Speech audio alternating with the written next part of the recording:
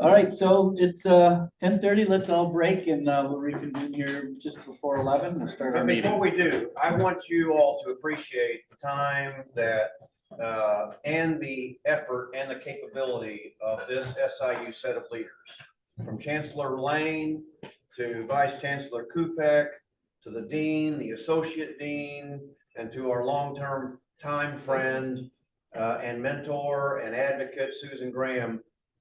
In the many years that I've been around SIU, I don't know that we've had a better slate of leaders than what we have now. And it really shows. And so we appreciate you making the time on a Saturday morning to come visit with us as well, because we care about this university a lot, and we appreciate you making time to be with us. So thank you for that. Thank you.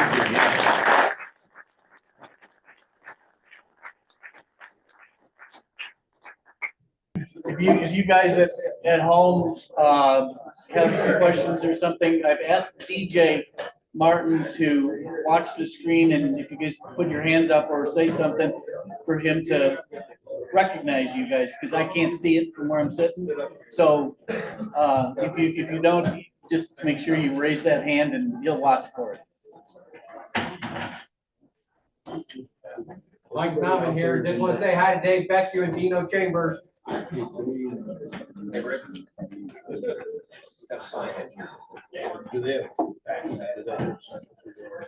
Yes, yes, they had all that. Yeah, they had.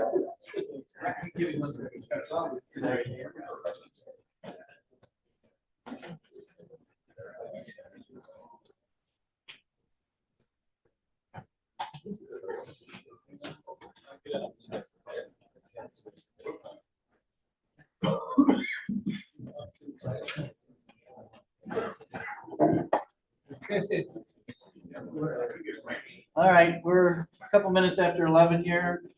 I'd like to call the meeting to order. I just want to, I've asked Rick Hyatt to be our parliamentarian today.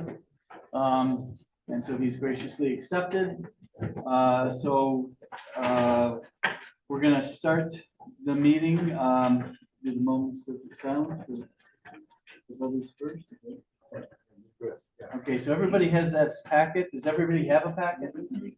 If you don't, let me know. So if you turn in that packet to the second page, I believe, you'll see the list of deceased brothers, and they're kind of by date.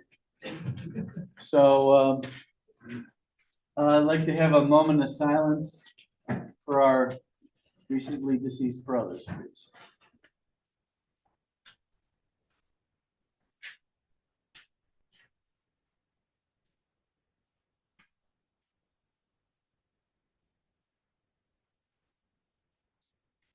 All right. Next, you all have in the packet the minutes for the 55th annual meeting. Like they've been distributed for approval, so I'd like to have a motion of approval, please. Approval of the minutes. So moved. Seconded. Seconded. All in favor, say aye. Aye. Thank you. Okay, next we're going to have the treasurer's report by Jim Miller, which you've passed out. It's included in this package. It's included in the package. Okay, same ones that you had. This is from Dave Crossley, and that's the same as what you had. So I'm sure Dale, probably has any questions too, probably. Okay. Okay, so those are the minutes that we put in the package from. Yeah, so what's the financial report that's in your packet is from ending December 30th. If some of you got the single pages today, one of these years Rick and I will get coordinated and we won't duplicate this all, but we have single sheets that are more up to date. Some of you got those at registrations. Anybody need some yet? Probably. Didn't want to.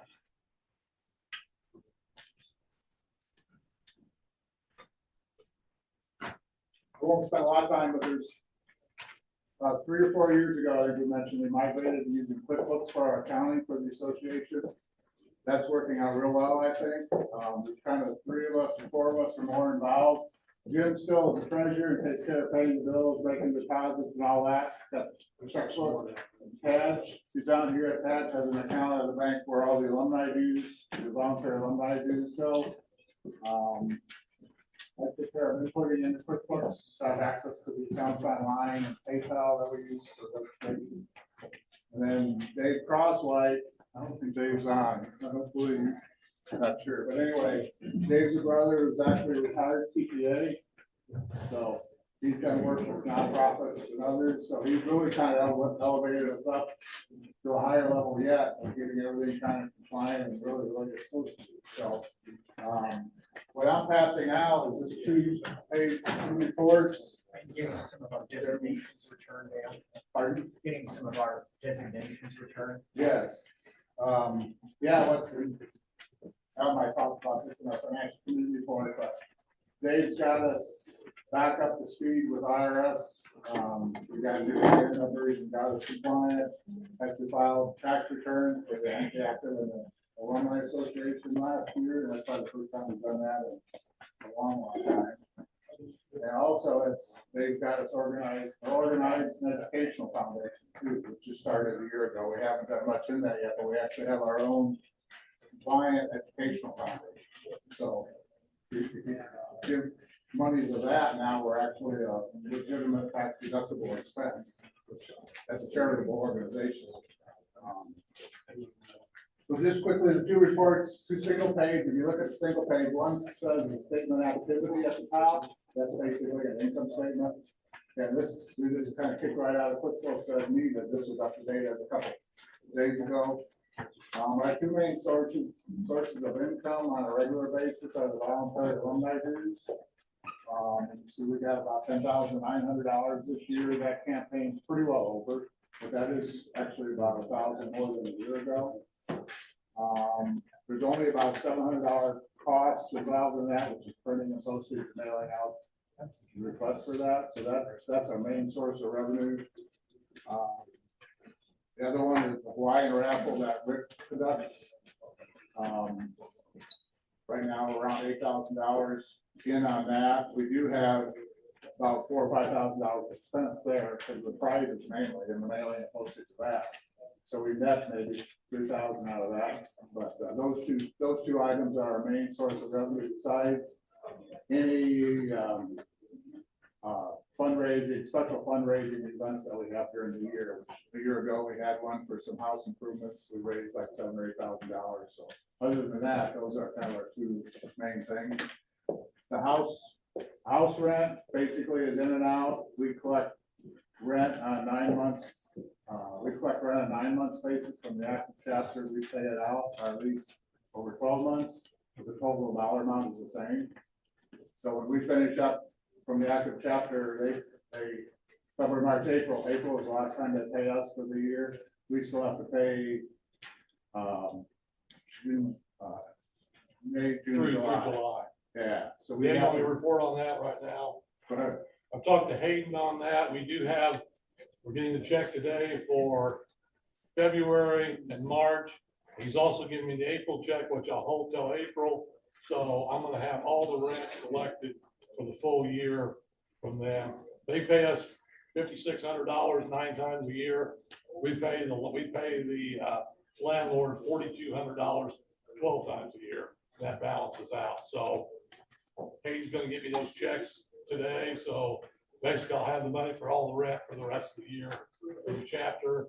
And as far as registration goes, the chapter, they're paying through their street bill on their house bills. So for the banquet tonight and everything. So he's getting me a check tonight too, to pay for all the actives and stuff too. So there shouldn't be anything fall through the cracks on that. I think we've got everything pretty well collected on that.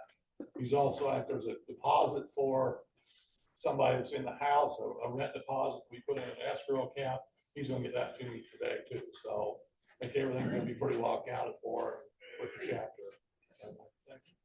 Thank him for that. And also want to thank Dave and Zach for helping with the registration and collecting everything. So that's kind of, you can look through the income statement front and back. Again, we probably besides extraordinary fundraising events, we maybe make 13 or 15,000.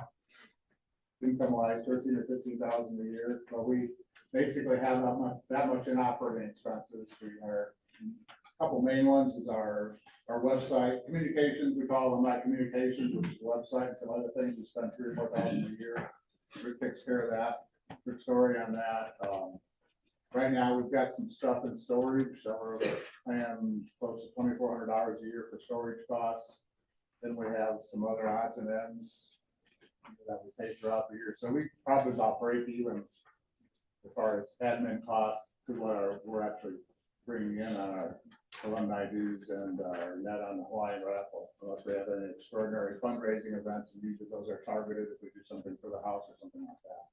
So that's a statement of activity, and the other one that you have is basically a statement of financial position, which is a balance sheet. You can see the different accounts that we have. We did open up a new educational foundation checking and savings account. There's not much money in there, but those are new consolidated. Some others are still part of the accounts, but some of those will be going away over time. Other than that, the only other large assets we have, the biggest ones are what's in the National AGR and the SIU Foundation Scholarship Fund, which that's in their accounts. We showed on our balance sheet, but those are used strictly for scholarships. And no other large liabilities. Security deposits due liability is money we've collected for a security deposit. If somebody leaves and they don't do any damage to the room, they'll get that back. And again, Dave Crosswhite, who's a CPA, has really upgraded added some accounts, added some classes in QuickBooks and so forth that we can really do pretty good accounting and goes right to a tax return now a lot easier than it's been. So I think the process we have to doing that right now is working out pretty good. I agree. Al Ostro and Dave Crosswhite also work a lot with the active chapters from that standpoint and helping them out. I think all that's going on pretty smoothly. Thanks, Dale. Thanks. Is there any questions? Let me know. Let you know. Can we have a, motion for approval of the finances?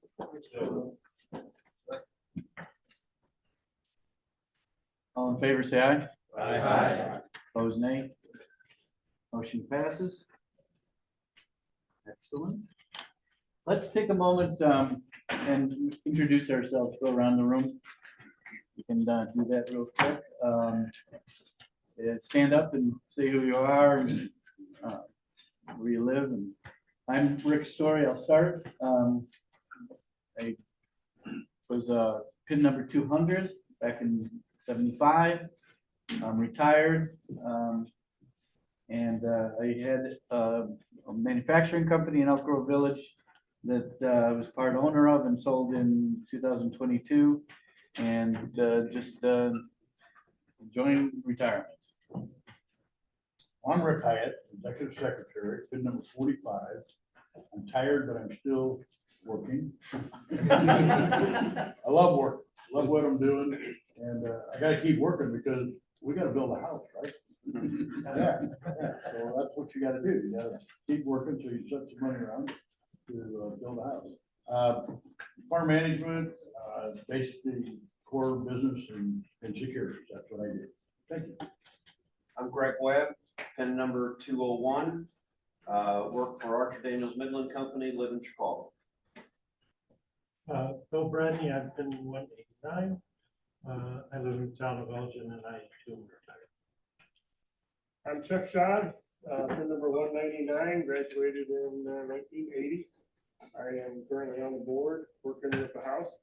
I've been doing remodeling and light construction for the last 45 years, and hopefully I can help get this house going also. Jim Miller, pin 255, graduated '83, degree in ag business, plant and soil science, vice president, senior ag lender, bank and trust company in Witt. Been there for 35 years, expecting to retire probably about this time next year. Also farm with my brother at Witt. Dick Rendleman, charter member of LEAC and also AGR, been around forever. I still work, I just don't get paid anymore. Glad to be here, to be 84. I'm Steve Wyatt, pin number 57. I'm retired U.S. Department of Agriculture, and I live in Effingham, Illinois. Riley McNeilis, pin number 979. I graduated in 2023. Currently on the board. I'll be the youngest one on the board here till hopefully this year we get some other guys on there that want to be involved. I currently live outside in Neoga, Illinois, working for Sloan Implement, working on John Deere equipment. If you got a question about precision ag on John Deere, let me know. David Deeper, Springfield, Illinois, pin number 226. I graduated in 1987, and I work for the USDA Risk Management Agency for the next 16 months. Dave Sanchez, everybody calls me Safe, pin number 297. Worked 34 years with AT&T Communications, for the last 3 years with Frontier Communications. Not laid off, I volunteered to leave with Verizon, bought them out, and 2 weeks later, AT&T called me back, so I went back to work for AT&T for the last 8 months, so. I can't retire, so when you guys, when you guys hear, oh, I'm gonna retire. You ain't gonna retire. I'm sure you're not. Harley Pritchard, run field operations for Blackhawk Foundation Company, owner of Diamond Ridge Angus and Pritchard Cattle Company. My name is Trey Smith, pin number 1023, and I'm from Grafton, Illinois. And Wolf here, Sherman, Illinois, pin number 916. My name is Ted Louise. I pin number 1031, and I'm from Marion, Illinois. I'm Cooper Paul, pin number 1022, and I'm from Chapin, Illinois. Pin number 1040, from Marshall, Illinois. Dave Barkey, 437, Farmington, Topless, Illinois. My name is Quinn Coon from BNR Scholarship, pin number 1038, I'm from Champaign. My name is Jacob Sodders. I'm from Naperville, Illinois, and my pin number is 1038.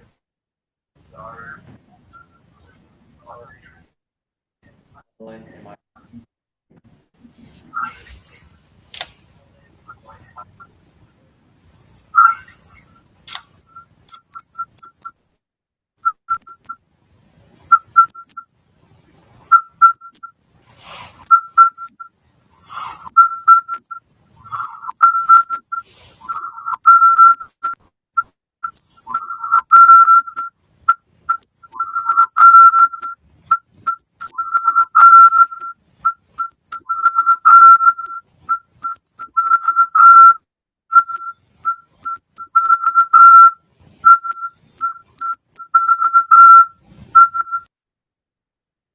Illinois, up north, 6 hours north.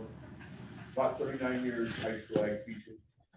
Last job, my right, she done out as a life certificate at the university. I retired 3 times. I have no wife, so I can retire 3 times.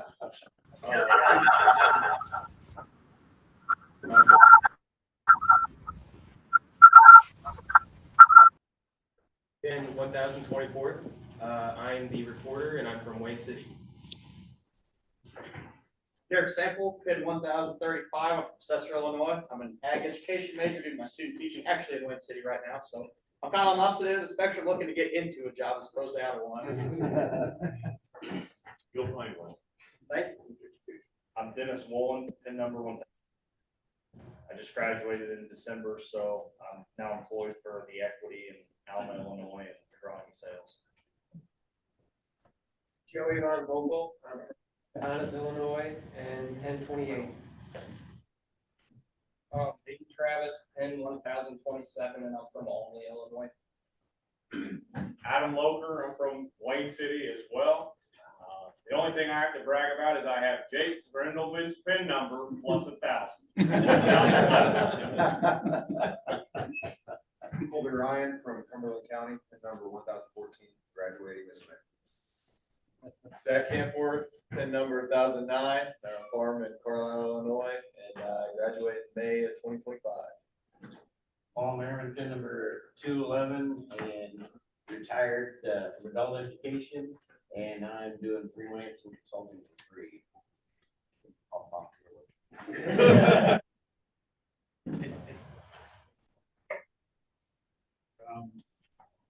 Dale Latzik, graduated in 76, pin number 141. I live up in Monticello by Champaign, Illinois. And since my wife is not here, I'll say my greatest accomplishment my whole life was bringing Greg Webb into the fraternity.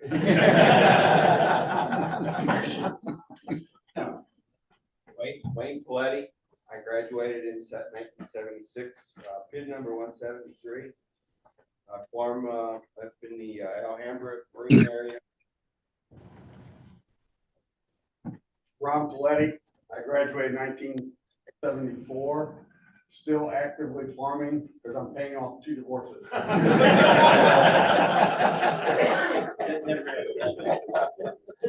My name is Grayson Appleby, originally from Monroe, Forsyth, Illinois. Currently the VNR of recruitment, and my PIN number is 1036. I'm Will Gordon, I'm from Blue Mountain, Illinois. I'm currently the Nova ruler, PIN number 1020.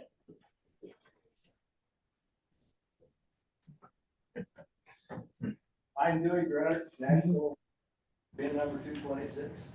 I graduated 9 years and years ago. Not as many years. My wife wishes I was retired, but she hasn't got her wish yet. I still farm, and I intend to do so as long as I have. So I'm like this guy. I like what I do. I'm Mike Nauman from Princeville, Illinois. My PIN number is 249. I work for Carl Health as grounds maintenance specialist for 2 of the hospitals in Florida. And you have the. Yeah, I'm co-owner of a wedding and event venue. DJ Martin from Waynesville, Illinois, not Wayne City, but Waynesville, okay? Pin number 195. I had the good fortune of having a pledge class of Rick Story, Greg Webb, Chuck Shaw, Bill Brick. Wow. Class here. Okay, and so, yeah. That was a burden.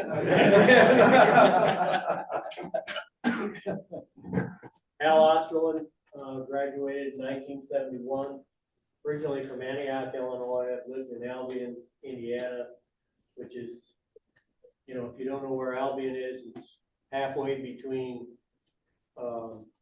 Wauwaka and sort of Ligonier. Anyway, I farmed my whole life, will continue to do that, I guess, till they bury me. So anyway, but been good to be here. Al, is that the new home of the Bears I hear? Albion? Gonna be close. I'm Gary After. I'm the faculty advisor for this fine group of young men and have been for quite some time. And I think I'm getting a lot closer to this side of the room in my time here than that side, even though I want to be over there, just like we all want to be. It doesn't help though when they say, well, I got this pledge number, this PIN number, but I got 1,000 I'm not. Yeah. Me, I'm going over a bus on the side of the head with my cane. All right, why don't we do everybody at home? Nick, you want to start? Thanks, Rick. Nick Martin, pin number 676, Beta Pi class. Graduated in 2006, plant soil science, live in Algonquin, Illinois, and a vice president of consulting for Bartlett Tree Experts. Okay. Don Knapp, you want to go next?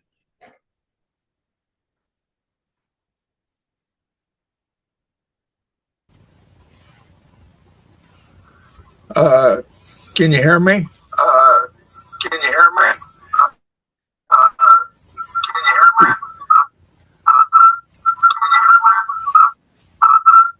I think I have a problem here, so. I joined in 1960. Hey, Rick. Yeah. Try hover over Dave and then mute him. Maybe that's the echo. He's on twice. He's on twice. Oh, kick one of them out. Oh, boy. I'll kick the wrong one out. Yeah, the one on the top one. This Go one. to the screen. It's the top one. Top one. It has no camera. Yeah, top. The one above that, there's no camera. Well, here. That one, that This one, one. yeah. Keep that one. Remove. Remove. Yep. Bye, Don. No report. No report. No. This, all right. The mouse is glitchy. I'm Okay. back on. Like crazy. Okay. We got it. Here we go. All All right. Okay, Don Knapp, I live in North Barrington, Illinois, PIM 30. Two highlights of my life are probably the years I was a trader on the Chicago Mercantile, and in 2009 when I had reserve champion Shropshire ewe at the North American Livestock Show. That's it. Eric. Hey, good morning, everybody. Eric Luce, pin number 325, graduated in 1985. Split my time between Shelby County, Illinois, and Carmel, Indiana. Currently a director for Certis Biologicals, and sorry I couldn't be with you today. I was at the Commodity Classic this week in San Antonio. Thanks, Eric. Dino. Yeah, Dino Chambers, PIN 190. Yeah, I was also a part of that new pledge class of fall 1975. I'm presently a clinical exercise physiologist with the Department of Veterans Affairs and based in Bakersfield, California. Excellent. Thanks, Dino. Thank you. Tej? Hey, good morning, everybody. Taj Davis, Petersburg, Illinois, PIN 498. Been doing the alumni dues since 2008, believe it or not.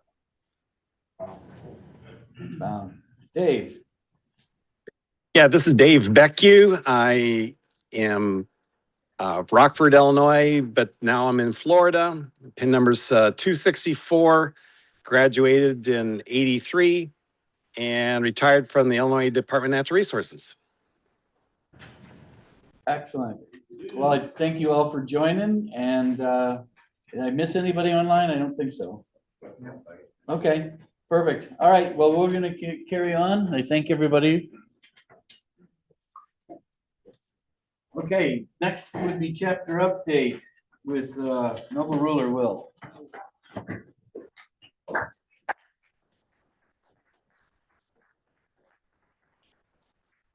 I appreciate all of you guys being here for as much as you had to drive to get here. We appreciate it. Thank you for donating your time to us.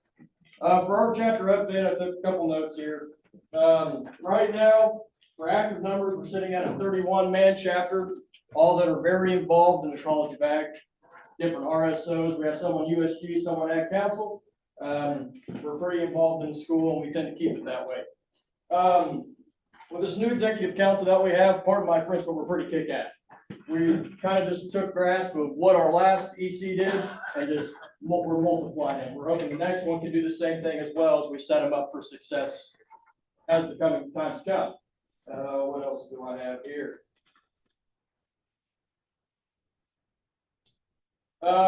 Just some updates of what we've been doing. We've added some things to our chapter constitution just to make things run a little smoother. To help hold each other more accountable than what we have in the past.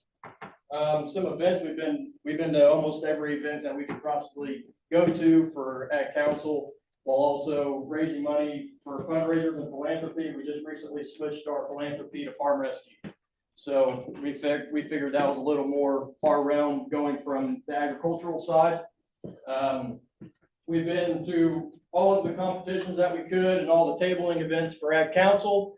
There was a soup cook-off, and we had a new student barbecue that we attended, and a couple more in there that got our name out a little more, let us intervene with each other and network as we do here. What else?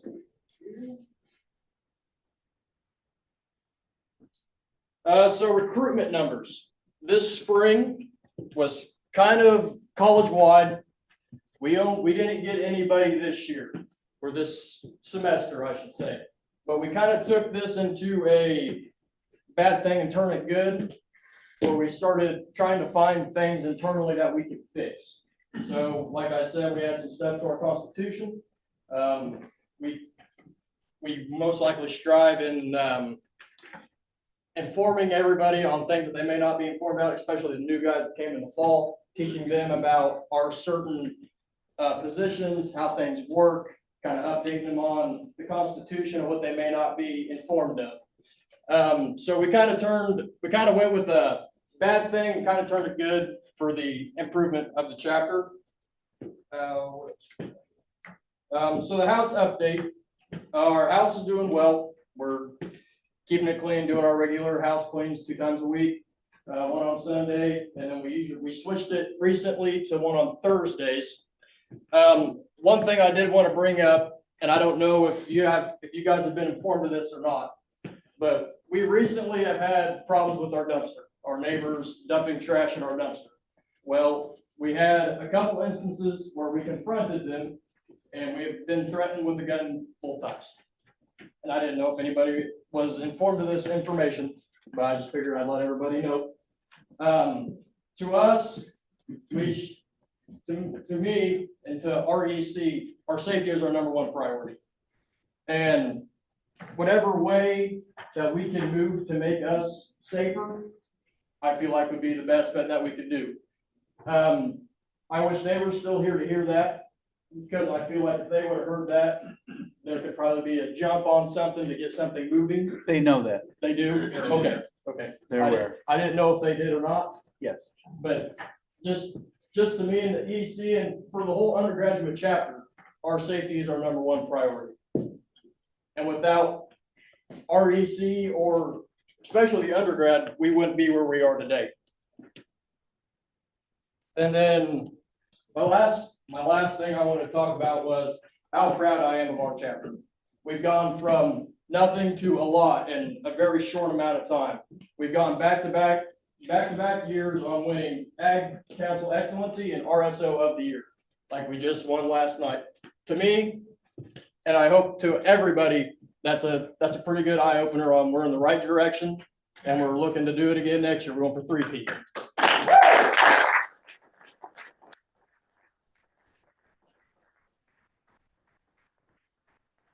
I just wanted to thank everybody for your time, for your commitment into making our chapter better, along with the undergraduate who spend so much time together to make things better for our whole entire chapter. Yes, sir. Just a couple, how many of the 31, how many are graduating at a May? So I believe we have Adam, Colby. Okay, so we have 1, 2, 3, 4, 5, 6, 7. Our number for next fall that we have for our recruitment chair, we're looking at, we want to pick up 20 P&Ms, possible P&Ms. We want to have 20 people on a sheet that Grayson Appleby has done a great job with managing it. So he made a Google form that the whole entire chapter could fill out of names that we could possibly have for P&Ms. And he's done a great job managing it. We have, I believe, how many on there now? Right now we have 7 potential new members for this upcoming fall. But I'm also starting to get in contact with schools that are in an hour radius, high schools, because if we just projecting, high school seniors that are potentially coming down to Carbondale. If AGR can be a reason they come down to Carbondale, they would definitely be new guys next fall. The other thing is, how many do you have in the house right now, and how many will be leaving? Right now, I believe we have 9 in the house. There will be a couple leaving, but we'll have the numbers to fill it back up, because we put in our constitution recently that our Nova ruler has to live in the house. And then there's another one that has to live in the house. I can't think of off the top of my head now. Houseman has to live in the house.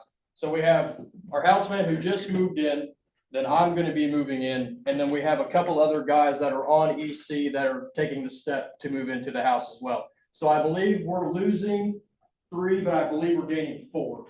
You trying to get up to 12, or what are you trying? So yeah, we're trying to get as many in as we possibly can. We've been talking to people and seeing how we can work with their leases and seeing if, like we did a couple of years ago, where we could possibly break a lease to get somebody in that's the way we wanted to go. And the numbers are max 11 because we have one office. Okay. Yeah.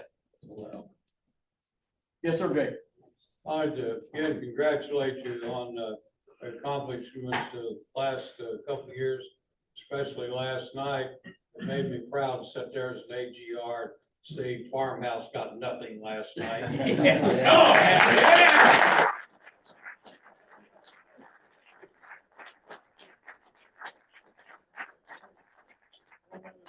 For alumni, these guys built a heck of a float. I mean, they've won first place last probably 15 years.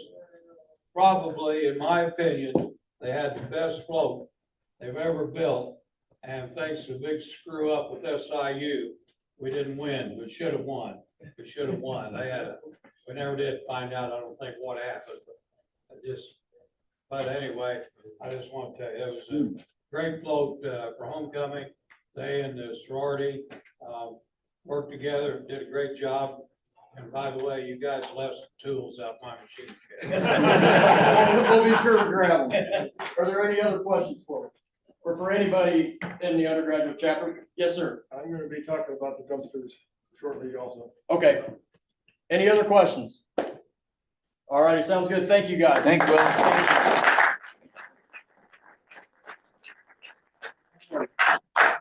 Dr. Gary AGR. Well, thank you. Thank you. As I look up there, Nick and Taj, I remember when I was a young man and I got to meet you both. I think my PIN number is 691, if I'm not mistaken. So time at this university flies. It absolutely flies.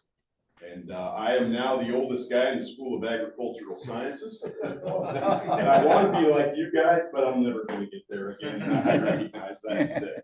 But what I can tell you is, from my 28 years of experience, I've had the opportunity to view this organization go through some really good times and go through some very big struggles. And I am extremely excited to see the progression that I've seen in the last 4 or 5 years. Would you not concur? Yes.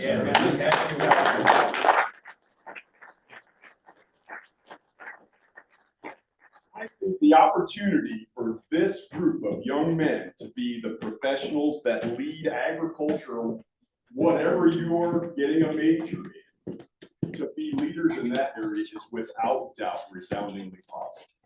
And I think we have made a huge impact on this College of Ag Life and Physical Sciences, because they didn't even know what College of Ag was, and all of a sudden we're running the boat. And that's how that's supposed to be.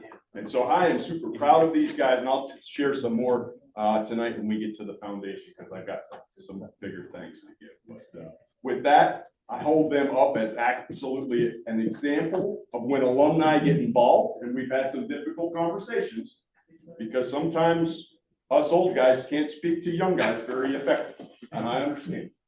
But you guys have been open-hearted enough to understand where we're coming from, and you guys have been willing to let us let the conversation wiggle a little bit in order to find common ground. So as a group, I couldn't be more proud. Well done.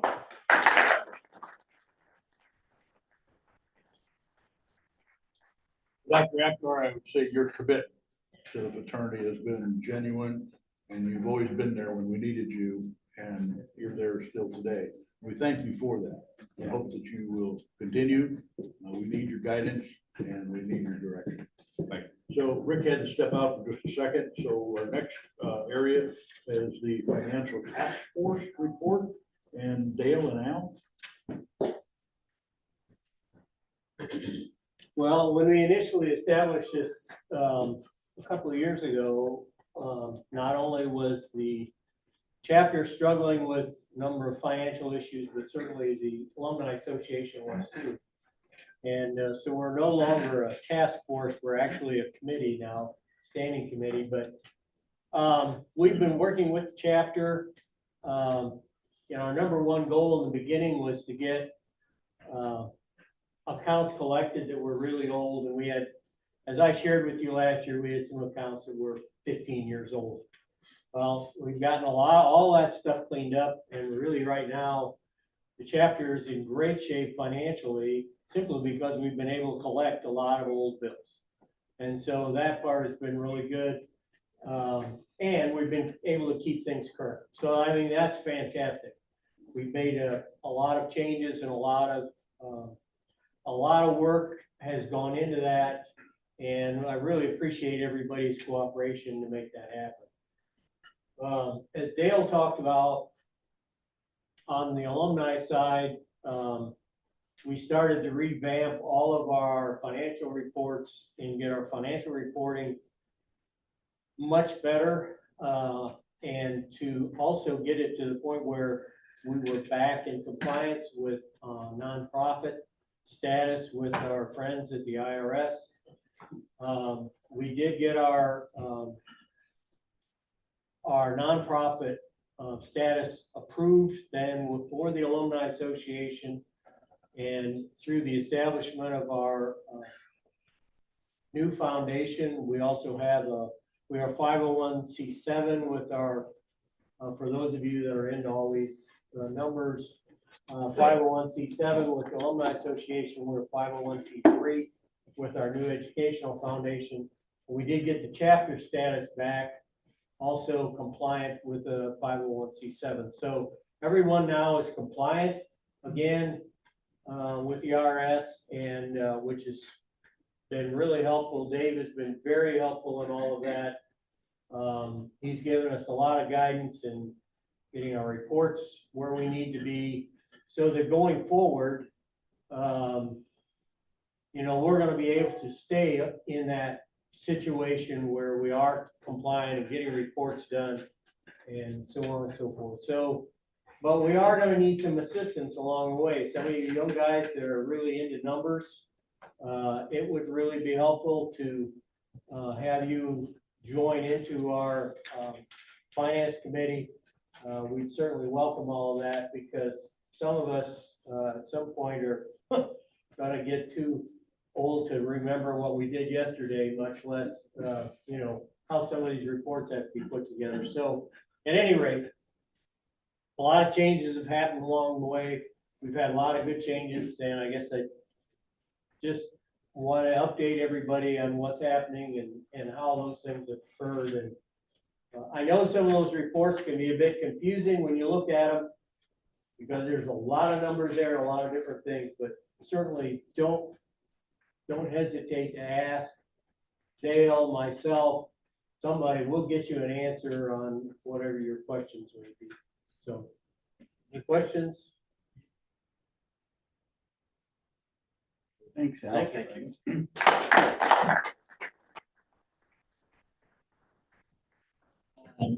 Housing report from Chuck.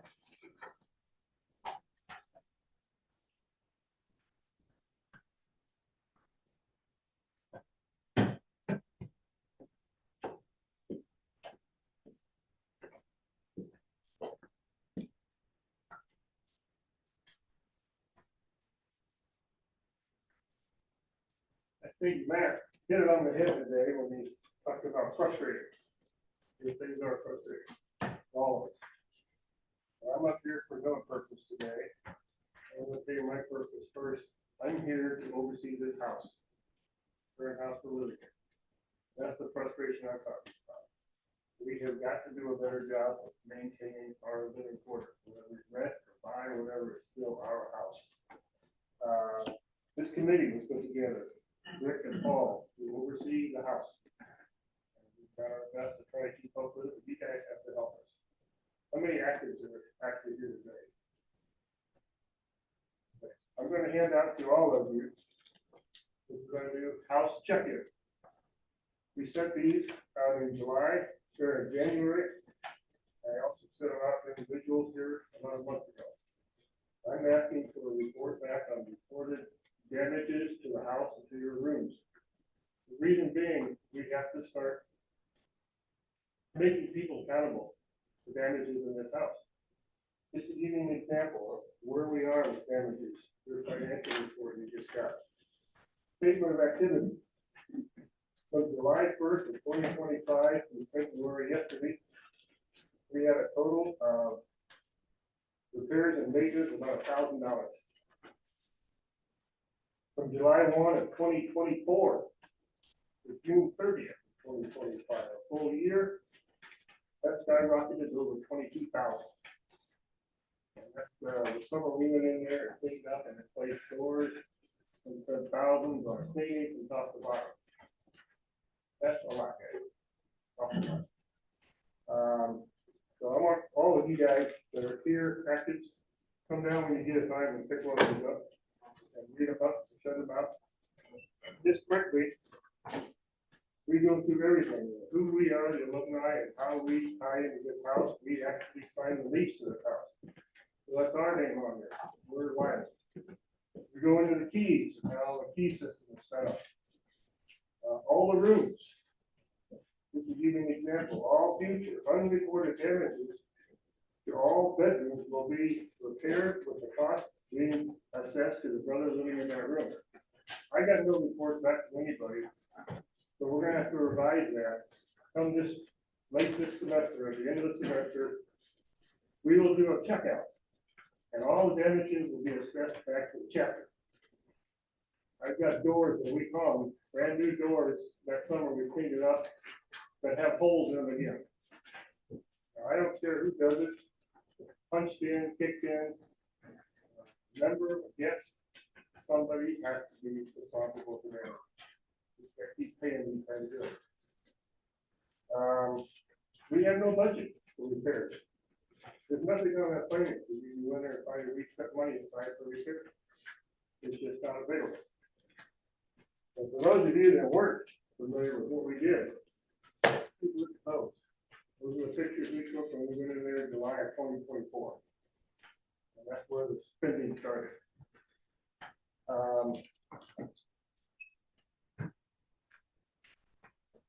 Will, I'm very impressed and encouraged by your report. You guys are stepping up and taking responsibility. I want to say, just take one door damage, one hole in the wall, one broken window. When they don't get reported, they just keep adding up. I understand you don't want to report it because nobody wants to pay for responsible damages. That's what happened over the years, and that's why we got moved ahead in 2024. So we've got to start somewhere. We're going to start assessing damages. If I have to come up here at the end of the semester, so be it. I'll do a checkout of every room in that house. I'll get some help to do it.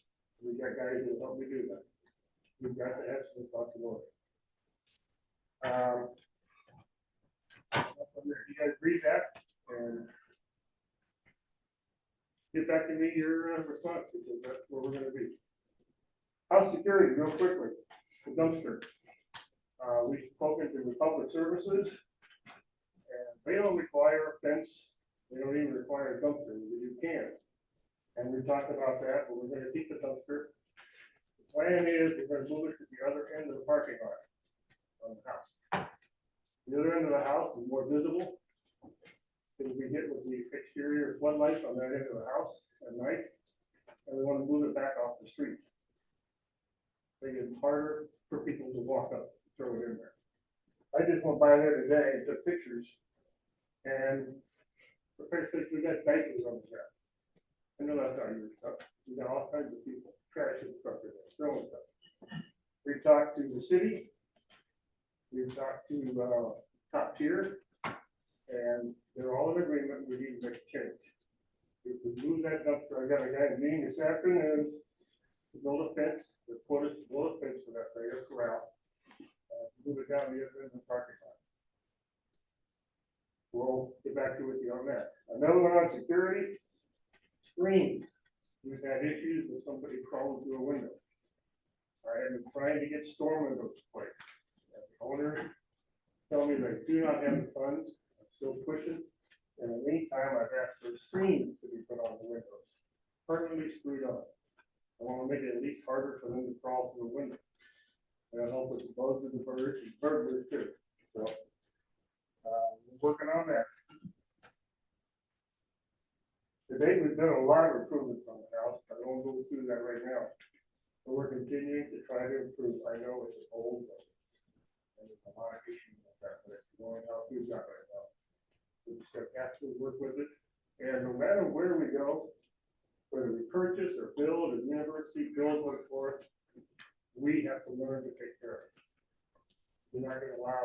not gonna lie, to do those kind of things either. We gotta be more conscientious about that. So, Chief of Police. any questions? Chief of Police. Oh, yes, we got a meeting, Tuesday, we're talking to the chief of police here in Carbondale to, talk to you about security and security. And one of the things that they're going to do is they're gonna increase patrols in the area. So, you guys need to be on your, keep an eye on everything. Don't confront these guys going trash. That's not good. We'll get back with you on what we're gonna do with that. And I'm gonna try to get the owners to pay for this stuff off. Like I said, we don't have a budget for any of this stuff, so. we'll go. And Will be involved in that chief of police meeting. Yes. No, we'll do this. Yeah, well, I'm with the chief of police, the police chief is Anthony Copeland, and I talked to him via email, and he's very interested in you guys. So there's already increased patrols after our last email, and hopefully after Tuesday, there'll be a more substantial method of security for you guys. And then Will's gonna be in there, and but he's a younger fella, comes highly rated among police chiefs in the state of Illinois, and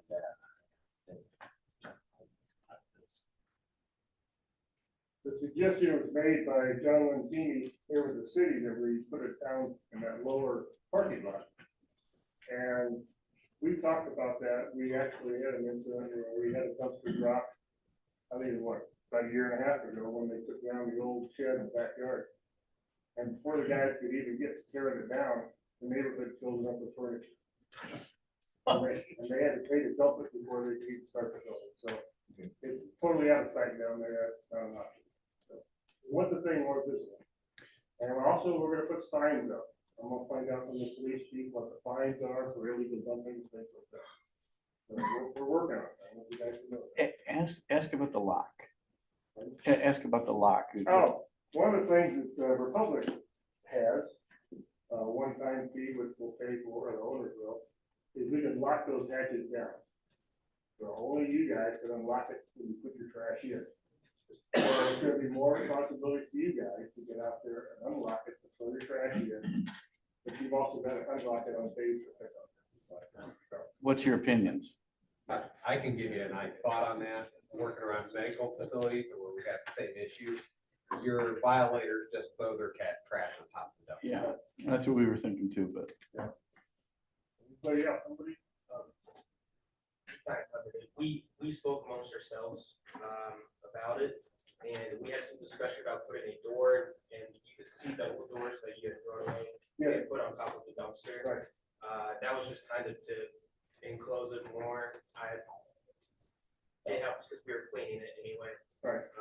We spoke about putting a door on the enclosure and putting a tin roof on top, maybe just to fully enclose it. Yeah. But we quickly realized they were just gonna set their trash in front of it, and we would still have to throw it away and clean it. Well, that's why I want to move to a new location. It's more visible, put it in a light more. If we do that, that corral's got to come down, so they're just gonna throw trash in there also. Another thing too, that you may not be aware of, that it's not just people living there. We've had construction companies, small time jobbers, come in there with their truck and just dump their construction material, lumber, plywood, drywall, whatever. And if it won't fit there, they just pile it up against the fence. And these guys are left to clean it up. They're going to fine right here. We've never been fined, but they've certainly threatened these times. We're working on it, and we're gonna do something.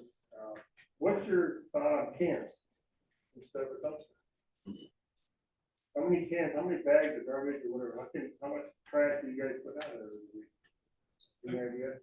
When you talk about cans, you'd be talking about like a roll around toter. 55 gallon with trash the can. roll around wheels on it. Yeah. I think if we did that, they're still gonna do the same thing, because it's the people who live in those apartments that are throwing it away, who don't pay for trash cans, who don't pay for a trash removal service. So that's where the issue stems from. So I don't think it matters what way you go, whether it's cans or dumpster, you're gonna get the same issue with people trying to overflow your Well, the trash. thing with the cans though, is they're not gonna be at the curb. They're gonna be up at your house. They're not gonna see them. They're not gonna see the cans. Like you would put them on the side of your house or something, and you fill them and then you bring them down at garbage day. So that's the only difference, is they're not down at the street all the time. So I don't know how many garbage cans you would even need per week. That's an option. I would say at least two, because sometimes it fills up before we have house clean, we have to take it. And then it fills up again the day of house clean, we take it again. So there's at least 3 bags a week. They don't, or they pick up every week, once a week? Once a week, I believe. I believe it's every Monday. My only concern about trash cans up against the house is that it's just an invitation for them to come on top. Exactly. Well, we're even thinking of someplace where you can't visibly see them. I mean, homeowners keep them in their garage. You don't have a garage, but is there some place that you could put them to wheel them where they're not visible? I don't know. I'm just asking if this is an option. I don't know what, like, a plastic put together type storage bins that you can buy at Menards, Lowe's, Depot could hold 2 or 3 of those cans that has a key lock, open also. The problem with that dumpster, especially the corral where it is now, that's a blind corner. You just don't notice it, you don't pay attention, it's clear at the far end where you've got a couple of bedrooms. It's not like the other end, you've got the living room, kitchen, dining area, again, more visible. So that's the idea, bring it down where it's more visible, put it in the light at night from our floodlights on the end of the building. Pushing it back off the street, make them walk back farther, put the signage up and really threaten some legal action if they continue. Yes, sir. Would you also think, like, wherever we decide to put it, that if we had like a security camera within view and obviously protected so they don't try to do anything to it, but having something there that would help also curb any of the neighbors. Somebody suggested the ring cameras, where you can talk to people. If we do the cans, I'd say almost closer to 4. Yeah. And we'd almost have to bring it inside, because even if we lock them, they're still gonna set their stuff on it. And the camera, I don't think is gonna deter much. I don't think they care. And if they still do it, like what if report them, is that gonna lead to anything? Yeah, I agree. We just need to start somewhere. If we're changing something. I was just gonna go off that, like, look at our neighbors, to be honest, these people probably don't have a lot to do. Well, exactly. Today, I noticed that every house out there, even the ones next door across the street, they all have dumpsters everywhere. There are dumpsters inside corrals all up and down that street. Why do they choose to bring it in? Which makes me think it's maybe people outside of they're driving their garbage off. So we're gonna make it harder for them anyway. Personally watched, I was the one that confronted the guy. Yeah. I personally watched a lot of them just walk straight out their house. Yeah. That apartment right across the street, walk Yes. straight out with their morning garbage and whatever, just walk over and put it in. I think most of it is coming from that apartment across the street. The guy that threatened, he walked down that hill and turned right. He lived right down there. So what do we do in the summertime when they're living? I think. Can you approach the owner of that apartment? Right. They have a garbage? Across the street, Yeah, that's something I think maybe the authorities and let them do when we talk to them. they get their own. They're supposed to, exactly. Yeah. If we, that's why I wanted to get Chief Copeland involved, because if we talk to him, it's like, yeah, sure, fine with it.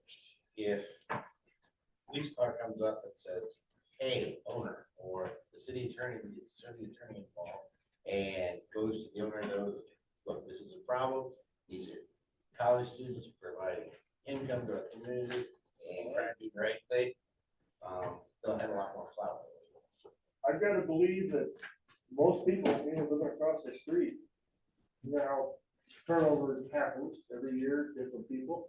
I got to believe most of the people don't realize that's not a community dumpster. The first time I pulled up there to work on the houses here in 2024, that summer, I watched a man walk out of the building across the street and walk across and go in there. I didn't think a thing of it. It looks like a community dumpster on the street like it is. So I didn't know either. I think a lot of people are not told that it is private dumpster. Big change and put some signs up and see what will happen. Yeah, so just looking on Onyx, same landlord that owns our house owns the property across the street. Does he really? Well, who knows? They might have told me. Oh, that's. We'll find that out. Yeah. The top tier never told me that. According to Brian, that's ours only. So do we pay for that dumpster, or we the ones It's paying part for of that our lease. dumpster? Yes. Okay. Mhm. So if it's part of our lease, I guess we need to, as the alumni, we need to find out if that is part of the lease across the road as well. Good question. And find out who else top tier owns around that maybe they're telling them to put in that dumpster, knowing that we're paying for it, and don't really care. Well, I think if we put the signs up, more legal something, fine, again, we'll find out what the penalty could be for fines. Asking for ideas here, but we need to start somewhere. And part of the problem is the city is threatening fines on the guys in the house. Well, So, they did that when I was there. yeah. I mean, we had the city guy come out, walk through the yard, and I actually walked around the yard with him and said, hey, we're not the ones putting this here. It's the people next door, it's the people across the street. And then all of a sudden we stopped getting letters about getting fined for that. And now it seems like they've started that up again, which my guess is it's another new person in the city who's in charge now. We're gonna ask some questions and we're gonna get some, we need to. Anybody else got any ideas? And my thought is that far parking spot at the end of the parking lot. It is paid, that's all they require. The city will require a fence. Again, I'm giving you guys afternoon to talk about the building fence. He's the same guy that's come in and done repairs in the house many times. And speaking of repairs, he's the one that hung that door on the kitchen and panel room. Not just a while back. I never heard that he didn't put a lock on that or a latch on that door, you know. I need to be informed. The job is not done. He didn't put a latch on that door when he hung it. So somebody's gotta get back to me so we can get the job done. It's not complete. I need eyes in the house to call me. And we need to hear of any instance that happens between you and someone breaking in. This is not something you can just keep a secret. You gotta let us know. Let me know. I mean, this is serious. All And of we're us taking working it together, serious. we're gonna take all these things on. Because, yeah, safety is a big issue. The safety aspect, we don't know. We can't get the police chief involved, we can't get the city attorney involved, we can't get the city structure to help make you guys like these. We don't know this is going on. We have got our hands full trying to get everything out of the owners. And to be honest, I don't know where we'll stand after the end of our 2-year lease. We've got 2 years left. Something tells me that there's some change. They're not gonna even keep the building, but I don't know. A lot of properties are going up for sale around there because of the tax structure and all people unloading rental properties. So we just gotta make the best of what we got for now. Stick with it. Keep us informed. Just so everybody knows, transparency, our owners have top tier as our management company, and the owners are incorporated under really wild name in Arizona, but yet they live in Michigan. And there's like 3 levels of hierarchy that they've insulated themselves with. So they're a very interesting group of folks that track that. Just fact, those pictures were taken after, before we went in and started cleaning. That was after summer meeting in July of 2024. We got in there within the next week or 2 and we're top to bottom, cleaned up, replaced, one person replaced the 16 doors. Paul and I spent a whole week up there. And 2 weeks, I think a week later, I get a kind of a panic call from Brian at Top Tier. The owners were coming through and they wanted to take a walk through that house. 3 weeks earlier, I had no doubt we would have fixed it, had they seen the mess they were cleaned up. They had never seen the house. No. They bought these properties. They bought these packages.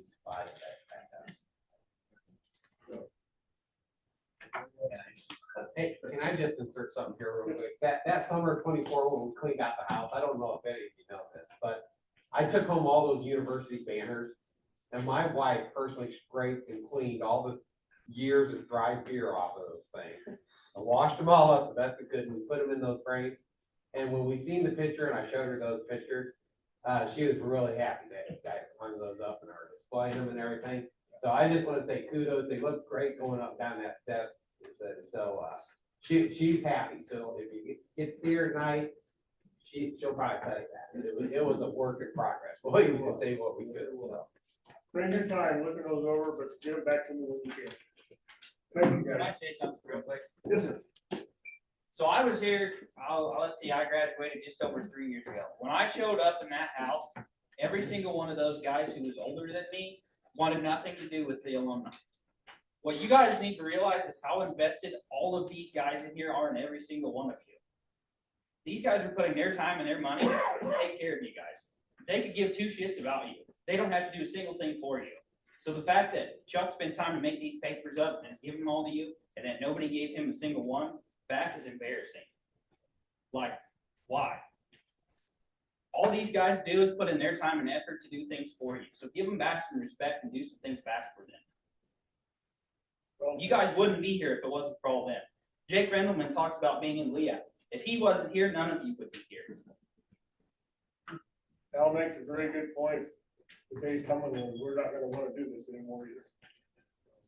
We've got a huge gap between this age group and yourself. There's a big gap in between. I don't see the actives or the alumni coming back up for anything, so. We need to work together to get this accomplished. Thank you, guys. All right.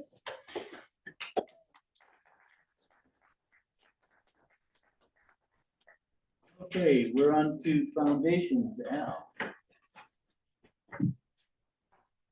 Just real quickly, I don't have a lot, but we do have money, for those of you that may not know, we do have money in our SIU Foundation, which helps fund the scholarships for the outstanding sophomore and junior that was awarded last night at Chelsea.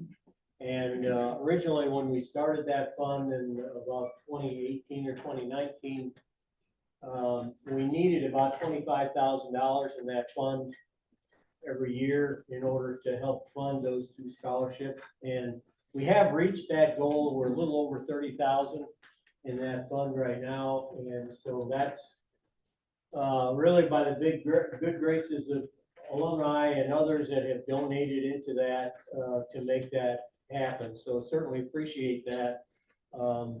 And potentially, if we grow that fund a little bit, we could grow those scholarships along with that. But the next level is going to be 50,000, I suppose, before we can actually, grow that to the next level. But at least keep that in mind, and that again is an active fund that we do have. The other fund that we, yes. How much was contributed to that fund this year? I don't think I can tell you that exactly, Jake. I think that there was several $1,000s that was put into that fund this year. I can't tell you the exact amount. I know when that was the day of sharing, that was one of the areas that you could contribute to. Right. And I know I put some money in. I just wondered how much it's grown to. Of course, I know it's stock market varies why that varies too. But anyway. It's been harder for me to get information on all of that from the SIU fund. It's just been difficult to get that information. There's 30,000. Yeah, it's a little over 30,000 now. I wish that would be a little smoother, but it's not. I mean, I used to have the same issue with the AGR fund. Between, I think, myself and a number of others that maybe complain loud enough, but that system has been improved considerably over the last year, especially. And the AGR fund, we started that about the same time. And our goal was at that time to be able to give at least 1 to 2 scholarships to strictly the active chapter. It's not open to anyone else. And, but again, it takes about $25,000 increments in order to give $1,000 scholarship. And we were very fortunate that we very quickly got to that $50,000 level in the AGR Educational Foundation. Now, since we have gotten to that $50,000 level, it's gotten a little slower. We haven't quite got to the $75,000 level. And so we don't quite have enough to fund all 3 scholarships that we're giving this year, but I will have a proposal later in under new business to kind of rectify that situation, at least for this year. So just to get everybody thinking about that, certainly please contribute to that fund. Think about that. I know all of you get flyers in the mail all the time for things to donate to, but if you're thinking about targeting funds, certainly that's a fund that would really need just a little bit of help to get us to that next level consistently to be able to fund all of our scholarships. How much do you have in it now? We actually have a little over 60,000. According to the last numbers that I have as of the end of December, we have about $65,000 in it. Some of that, amount, of course, there's a spendable amount that they allow. So at any rate, it's growing. It's just not, hasn't grown quite as fast in the last couple of years as it did prior to that. So we need $10,000 to $15,000. Right. To consistently be able to fund our 3 scholarships, which we really want to fund. Al, the AGR ones, we can control where that goes to, go just to our members. The SIU one doesn't have to go college-wide. Correct. College-wide, the SIU Foundation, that has to be open to all the students in CALFs. And with the AGR fund, Educational Foundation, that goes strictly to the guys in the chapter. And so, again, as we talk about this a little bit later, it's up to you guys. Those scholarship applications, that stuff is not literature. It's $1,000 that goes straight to you. You're supposed to use it on education, but it goes straight into your pocket. So for the guys that have gotten it, I know several here that have already gotten that scholarship award. It's a great bonus. All you have to do is apply. And, I'm going to put my plug in. We need more applications. I'd like to be flooded with applications. And so that's something next year, please look to doing that, because that's a real bonus to guys just in the house.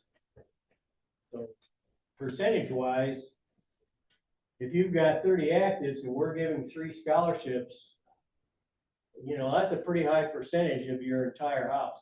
Wouldn't hurt your resume either. No, that's what I was going to say. not at all.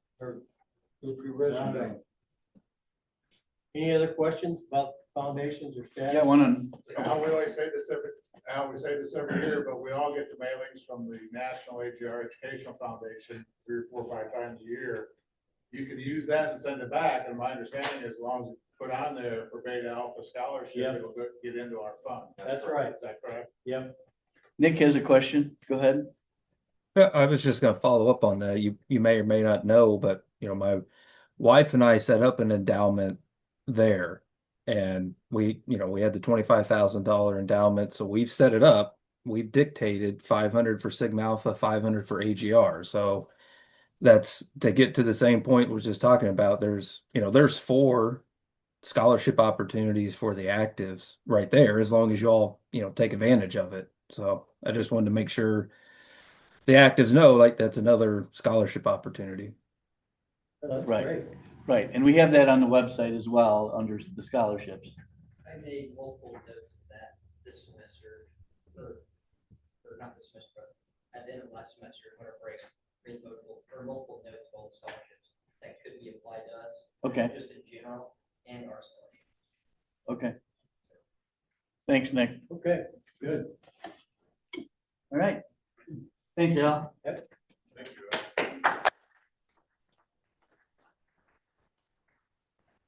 Next up is Taj. Do you want to say something on the alumni dues?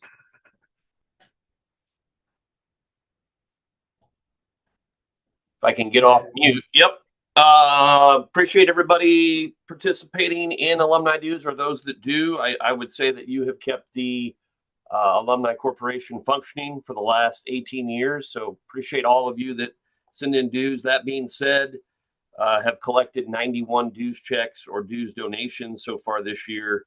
And I looked to last year, 2025, we had 92. So we're close to surpass what we had last year, but could certainly use more participation from all of you. Our current balance is $7,643.66. Any questions? Otherwise, that's my report. Thank you. Thanks, Ted. Okay, on to old business, summer meeting 2026. Randy? On behalf of Glenn Cook and myself, we'd like to invite you to Mount Sterling, Illinois, which is about 30 miles west of, or east of Quincy. Glenn and I kind of got together and started putting some things together. It's going to be July 24th and 25th, I believe. That last full weekend is when it always is, correct? Correct. That last full weekend. Mount Sterling's a town of about, probably 3,000 or 4,000 on a good day, but one of the main things we're going to do is Glenn's got good contact. I don't know if any of you ever heard of a company called Dot Foods. They're the largest food redistributor in the United States and worldwide. Glenn's got some contacts there. I do too. Seeing about getting the tours of their facility. The technology that is at Dot Foods is unbelievable. To the point we used to cater there, and they could get their productivity down, that they would have to increase productivity before we would serve a meal because they knew the guys would overeat and their productivity went down. They have it down to a science. I mean, it's unbelievable. If you ever see a white semi tractor with a white box that says DTI on it, they're all over the United States. That's Dot Foods. They're based out of Mount Sterling. We're going to put together in Mount Sterling, the Tracy family that owns Dot Foods has revitalized the downtown. There's a lot of boutiques, shops. We've got a place, Glenn's lining up for dinner on Saturday night. They've got a banquet facility there. And then probably what we'll do is have our meeting on Saturday morning or Saturday sometime there at either the YMCA or at one of Dot Foods facilities. And then they're going to have a half-ass caterer come in and cater probably on Saturday, so good luck with that. But I'd like to invite you all, as Glenn and I kind of get everything put together. Like I said, there's a golf course there if anybody's interested in golfing. And we're going to put together some activities, but we'd sure like to have you. And but it's going to be in Mount Sterling this year. So thanks, Randy. All right. Thank you. Thank you.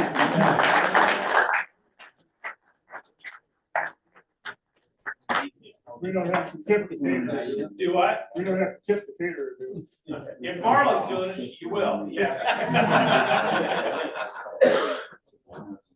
Randy, you got motels around there? Yes, there's a motel there in Mount Sterling, kind of a smaller hotel owned by the Tracy family. That's been redone. It's I've never been in it. Glenn has. Very nice, and he's able. The rooms are all open that weekend, so he's got to reserve a block of rooms and stuff. But everything's going to be within just short driving distance all around Mount Sterling. Yeah, hotels. You don't have to stay in Quincy or anything like that. There'll be hotels there in Mount Sterling. Okay. Just so you know, we get registrations of about 17 to 19, maybe 20 on a good year. And if the population is 3,000, let's try to make it 3,050 this year. All right, let's go on to new business. We've got some elections that we need to do. We've got 2 board members that are leaving us. The two are, it's Oh, boy. Kevin Miller and Eric Kunzman.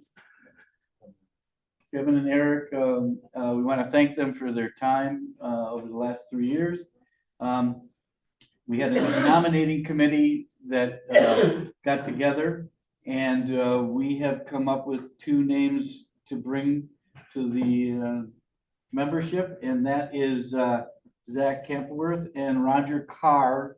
We would like to have nominated for the 2 3-year directors positions. We also understand that if there's any nominations from the floor, we'd like to accept nominations from the floor as well. Riley, you had your hand up? I'd like to also nominate Braden Baldahl. Okay. Graduated, he typed me up the thing to read. I can read that now, or I can wait till we get the other nominations. Okay, let's wait. And I'd also like to nominate Dave St. Germain. okay. Based on his work showing up here. We had someone meeting and he think that this ball chapter. Okay. Any other nominations from the floor?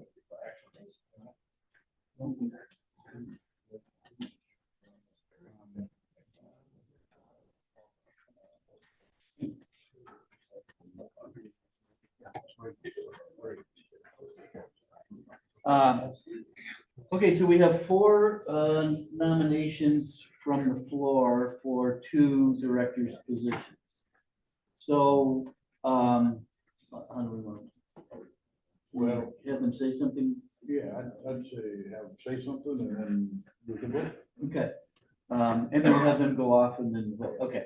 So, how do we want to work this? Brandon's first. Brandon's first. All right, I'll read Braden's first. Braden's first.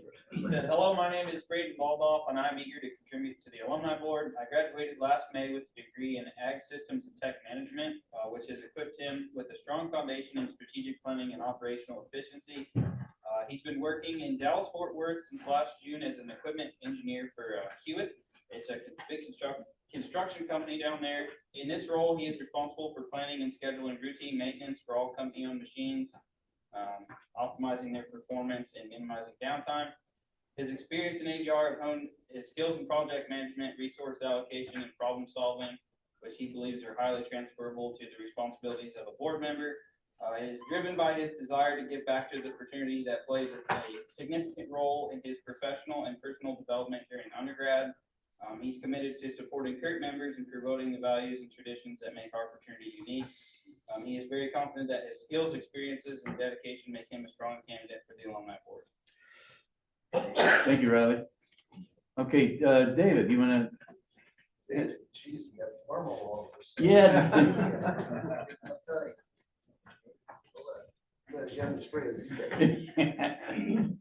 Well, told you before, my name is Dave St. Germain. Everybody calls me Saint. PIN number is 297. I'm from Cherry Valley, Illinois. I came down here as a freshman in 81. And I graduated in 1985, so yes, I'm on the 5-year program.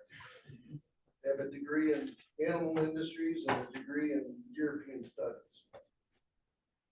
After graduation, I spent about 3 months working as civilian services with the United States Navy. Really didn't care for that. He bopped around a couple other jobs and went back to the family farm. Almost lost that because I had to buy basically everything from scratch. And in doing that, I just prefer that my cousin's doing a dairy. So, my father passed away, and let's see, when did he pass away? Well, he passed away a couple years after graduation, and I ended up getting a good job right away. I went to work for AT&T, worked for them.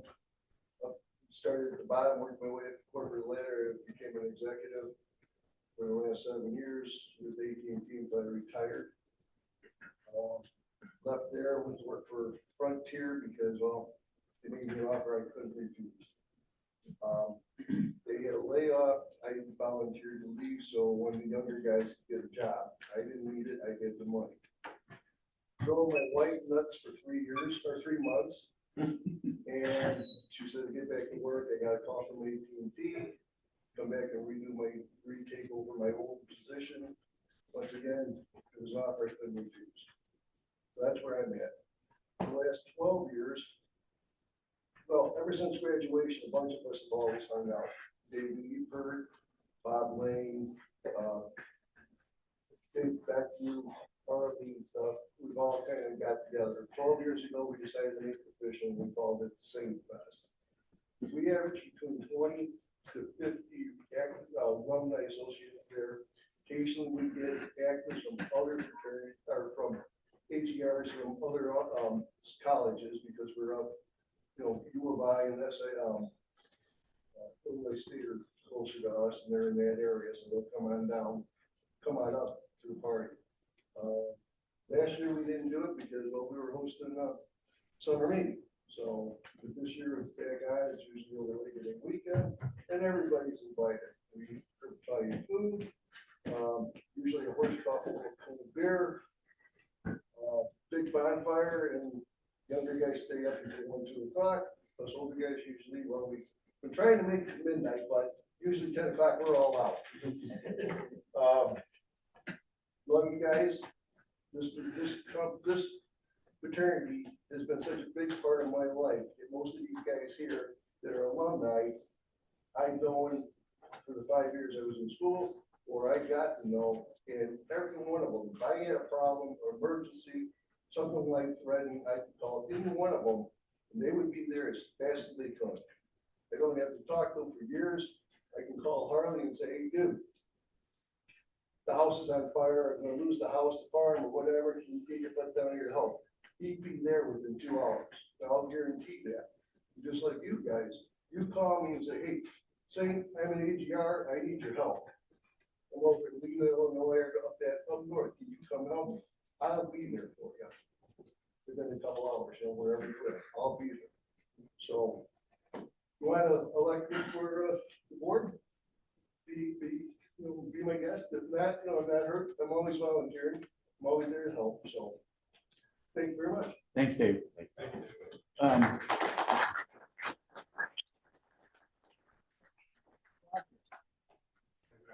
You may. The legs don't work as well as my mind does. It is. Yeah. Well, I'm getting old. One is that I'd like to say I'm honored and humbled to be asked. We all have a story, though. We all have a story. And I'm going to share you my story a little bit. And I was told this morning I had to give a speech. I wrote down a few things here. Writing a speech, I'll try to keep under an hour. Is that, hey, I'm honored. And I want to show you guys why I drive 6 hours here. Okay? When I was in high school, freshman high school, my guidance counselor told me that I was not college worthy. So I went to Blackhawk East. Okay? And some life stuff doesn't teach. And Dan Hogue would bring us down to all kinds of time tests. We came to Southern Illinois.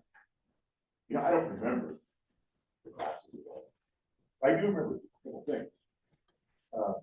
I remember that when we left Northern Illinois, it was cold. When we came here, it was warm. I remember that. And I do remember after the judging contest, visiting the AGR house. And they had one big ass party for us. And I'm telling you what, I said, and then I started talking to people, and they said, my ag classes at Blackhawk East we transferred to Castro here. And about 12 of us Blackhawk East said, sign us up. And we go 6 hours. And we're in that house, I bet there was a third of us were juniors. And we all did Castro program, And so the moral of the story is I don't know how many people could get to the University of Illinois. I could. So why do I drive 6 hours? Because without this house and this campus, garage your car, I don't know what I'd be doing. I wouldn't be teaching 40 years. You guys provide me an opportunity. My job, I think all our job is to get back that same opportunity. Just a couple other thoughts. I learned some skills. I learned skills, a few in class, The main skills I learned was in that house. You know, I learned from my brothers how to dream, to take risks, lots of different things. I learned way more from my brothers in that house. That's just the way it is. And I'm very thankful for that. Just two things I've done. Teaching wise, I can give you all things I've accomplished. Who cares? It's a lot of my alliances I've built in life. But two things I will share. I was the advisor for 3 years at the university, at the AGR house, 90 kids in that house. And so I have a little bit of experience there. I was a high school ed teacher for 39 years. And I can give you a whole list of accomplishments, but one I don't share off, but I need to, is I climbed up their day. I sent 40 of my high school students to AGR house. One farmhouse, and he wasn't worthy of AGR, so we sent him. So I'm very proud of AGR. I want to give back. You know, I can promise you 3 things, and that's it. One, I will care. I will care. And, you know, I think I have a vision. I relate to students. I got that connection still. I do care. If not elected, I'm still coming back. I'm going to keep on doing the same thing I've been doing. It won't change me at all. And the last thing to the actives, I've come back down here since retirement. I've retired 3 times. I come down almost every year. By far, the actives are the most impressive this year that I've ever seen. And someone taught how to give handshakes and greet people. That's impressive. And talking to people. And I wish I had 3.5 million to donate to you guys, okay? I don't.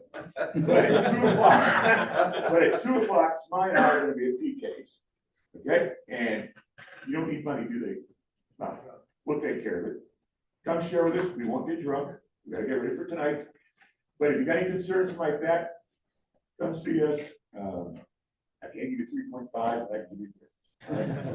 Thanks, Roger.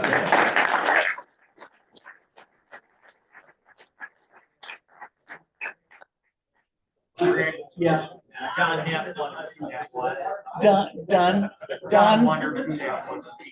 Don, that was Roger Carr speaking.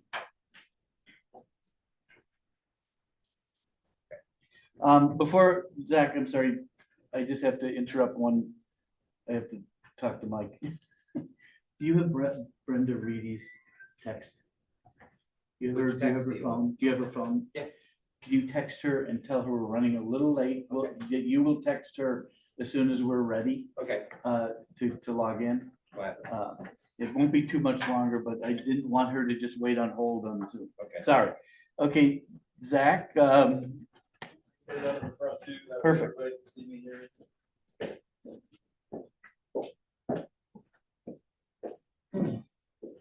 I'm not gonna keep you guys back from lunch too far, so just a little bit about myself. I'm Zach Campworth, from Carlisle, Illinois, just a little bit north of Bartelzo.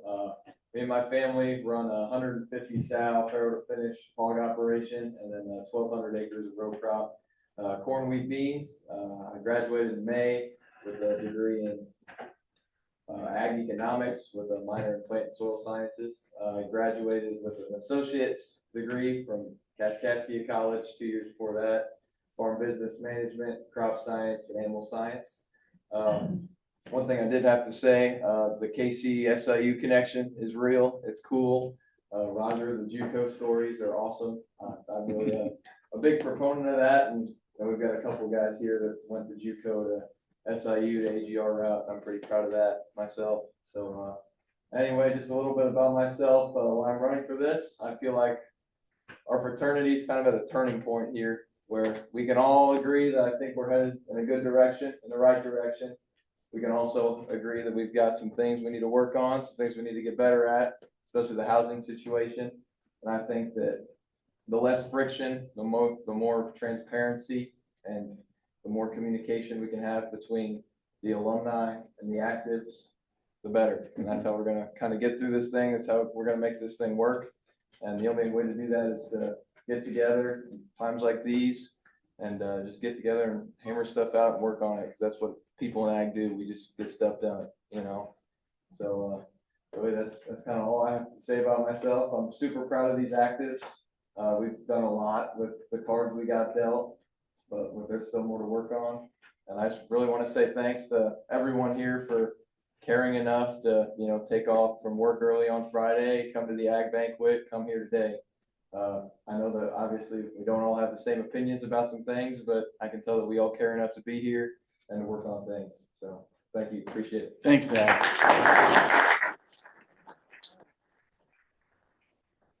The three that are here, step out in the hall, we'll do a vote.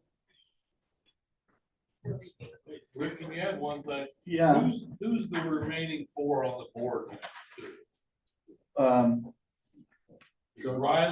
Riley, Chuck, DJ, Tej.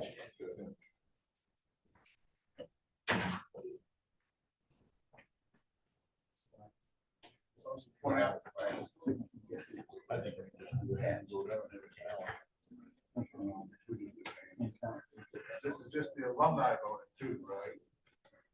I don't know, is it? No. It's the alumni board, so the alumni should be the one voting for alumni board. Okay, so just the alumni vote. I didn't mean that as a. No, right, yeah, no, good point. I think we'll just take a hand vote and, just do the best we can. I don't have any ballots prepared. I have to. Listen, you don't have. Yeah.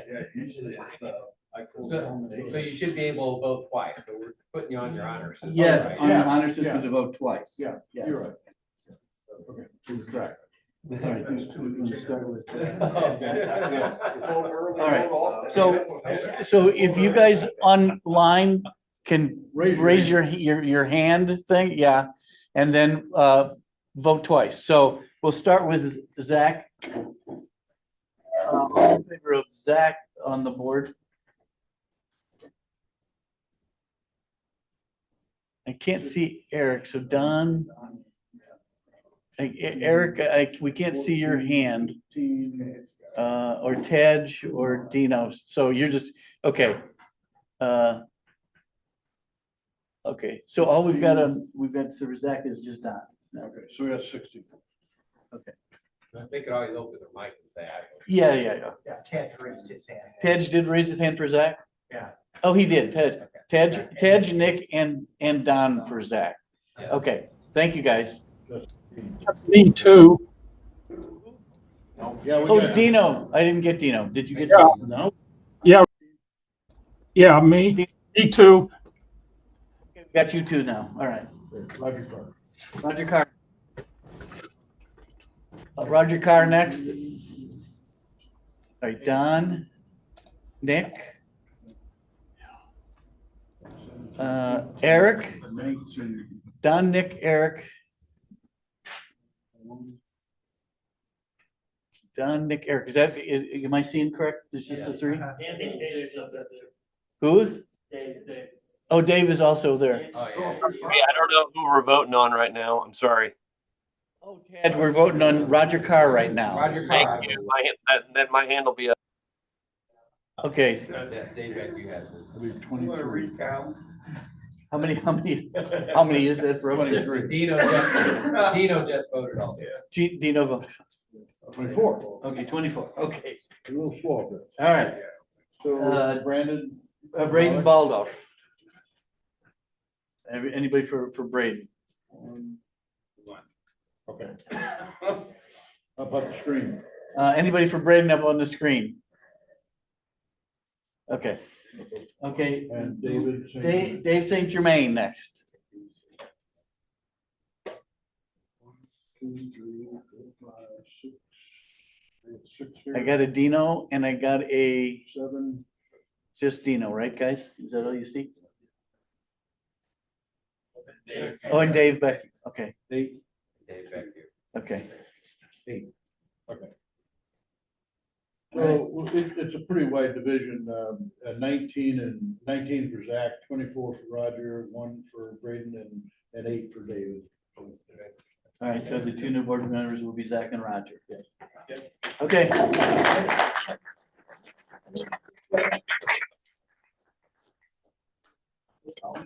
information, so I can get a report sent to the state. Right away, so if you want to email me their address. What do you need more of their names? Name and address and stuff, so I can send that on our corporate, to the state. They're talking. Business is $3 for this deal today, not tomorrow. We got to pay.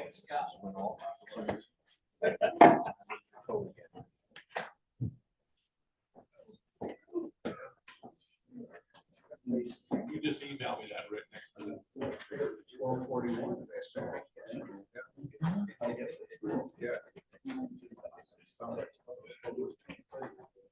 Okay, is everybody back in?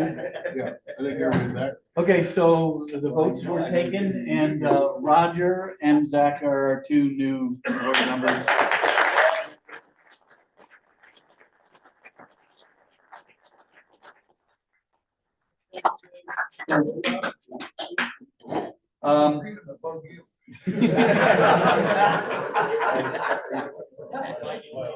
Okay, last thing on the agenda before we get into the scholarships is the approval of the bylaws. We sent out, I put on an email with a link to them, and we've also included them in the packet, the new bylaws for the alumni, and we would like to vote on them today. I hope everyone has reviewed them. Are there any questions? Let me just share a comment. Yeah, please do. Okay, all right. These have been circulated through the board and several people have looked through them and edited them, and lots of good changes were made. I would mention that part of the new bylaws for the Alumni Association is incorporated by addendum the bylaws of the Education Foundation. So that is a part of the overall bylaws that you're voting on, is the bylaws of the Education Foundation incorporated in and with the bylaws of the Alumni Association. So if there's any questions, yeah.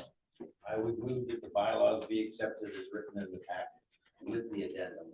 Is there a second? Second. 2 seconds. Dave? Okay, any discussion? All in favor, say aye. Aye. Opposed, nay. Bylaws have passed. Thank you for that. Thank you. Thank you. Is there any other new business? Yes. Okay. Al? There's a couple of things that we need motions on, and they're really kind of house cleaning issues, but there are things that officially we have to do if we're gonna move forward with some of these things. The first motion concerns the Alpha-Gamma-Rho Educational Foundation. Currently, we have two funds in that foundation. We have a scholarship fund, and we also have a housing fund. The housing fund goes back many, many years when we first thought that was going to be the venue that we needed to collect donations for that housing to build a new house. There's only $1,250 sitting in that fund, and the thought is that since we now have an educational foundation within our alumni association, of which we'll be able to also collect funds for housing, that the need for that particular fund in the educational foundation of AGR really doesn't exist. But we can't, I mean, I've talked to the director at the educational foundation. We can't move that money from there into the scholarship fund unless we have a motion from our body that says that it's okay to do that. Because otherwise, willy-nilly, they just, we just can't do that. So the motion that I have to propose is to move the funds from the Beta Alpha Housing Fund in the Educational Foundation of Alpha Gamma Rho into the Beta Alpha Alumni Scholarship Fund in the Educational Foundation of Alpha Gamma Rho. And the fund currently has $1,250. I'll second that motion. Who, did somebody make the motion first? You did. I did. You did, okay, and then you're second. All right, So Al, to be clear, the Educational Foundation of Alpha Gamma Rho retains the funds. It's just moving from one account to this account that you're. Yes, proposing. we'll close the housing fund and move that $1,250 into our scholarship. Have you, well, is that the fund that Ron Brohammer oversees as treasurer? Well, he doesn't oversee it. He's a treasurer for. Yeah. For that? Yeah. Have we talked to them about what we want to do? Yeah, here? oh, yeah. But we have to have this motion in order Yeah, no, to do it. I appreciate that. Yeah. Now, this is the fund with, this is the fund with AGR. AGR. right? AGR, yeah. Just flipping right there. So that raises that. It raises the amount in our scholarship fund by $1,250. All right. And will we just close, will we ask the Educational Foundation to close the housing fund, so that's not a dangling Correct. thing out there? Yep. Well, I understand that Nashville wasn't helping with any housing anymore. They don't. They don't. So no. that's, No. Now, we were limited on what you could spend that for anyway. You Right. can't spend it on brick and mortar. You bet. Certain things. Yeah. any other discussion? Call for a vote, all in favor, say aye. Aye. Opposed, nay. Motion passes. Okay, good. The second motion is, again, as I talked a little bit about earlier, we may be a little bit short of funds in our educational foundation to fund our third scholarship that we're going to give away today. We talked about this last year, that the Alumni Association would help make up the difference in the funds if we were a little bit short. And again, I'm going to need a motion in order to do this, but in the conversation that I've had with the Educational Foundation, they will, in order to fully fund the scholarship that they hand out, they can dip into our endowment fund for the few $100s that it's going to take. But we just need to agree as an alumni association that we're willing to fund that money back into the endowment fund. So what I need out of all this, again, is a motion that allows us to do that, allows the Educational Foundation to fully fund the scholarships, and that we're agreeing that we're gonna put the money back in. I'm sure about it. And I think, I don't know the exact dollar amount. It's somewhere between, which is kind of weird, somewhere between $730 or $700 and $30. We have a little bit of discrepancy of what that exact number is, but Carol assured me that we would get all this sorted out. It's not a lot of money, but, you know, again, that's just something we can get figured out. Why don't we make the motion and get a second, and then we can discuss? Yep. So for 2026, we will direct the Educational Foundation of Alpha Gamma Rho to use any monies necessary for the principal of our endowment scholarship fund to pay for all three of our scholarships this year.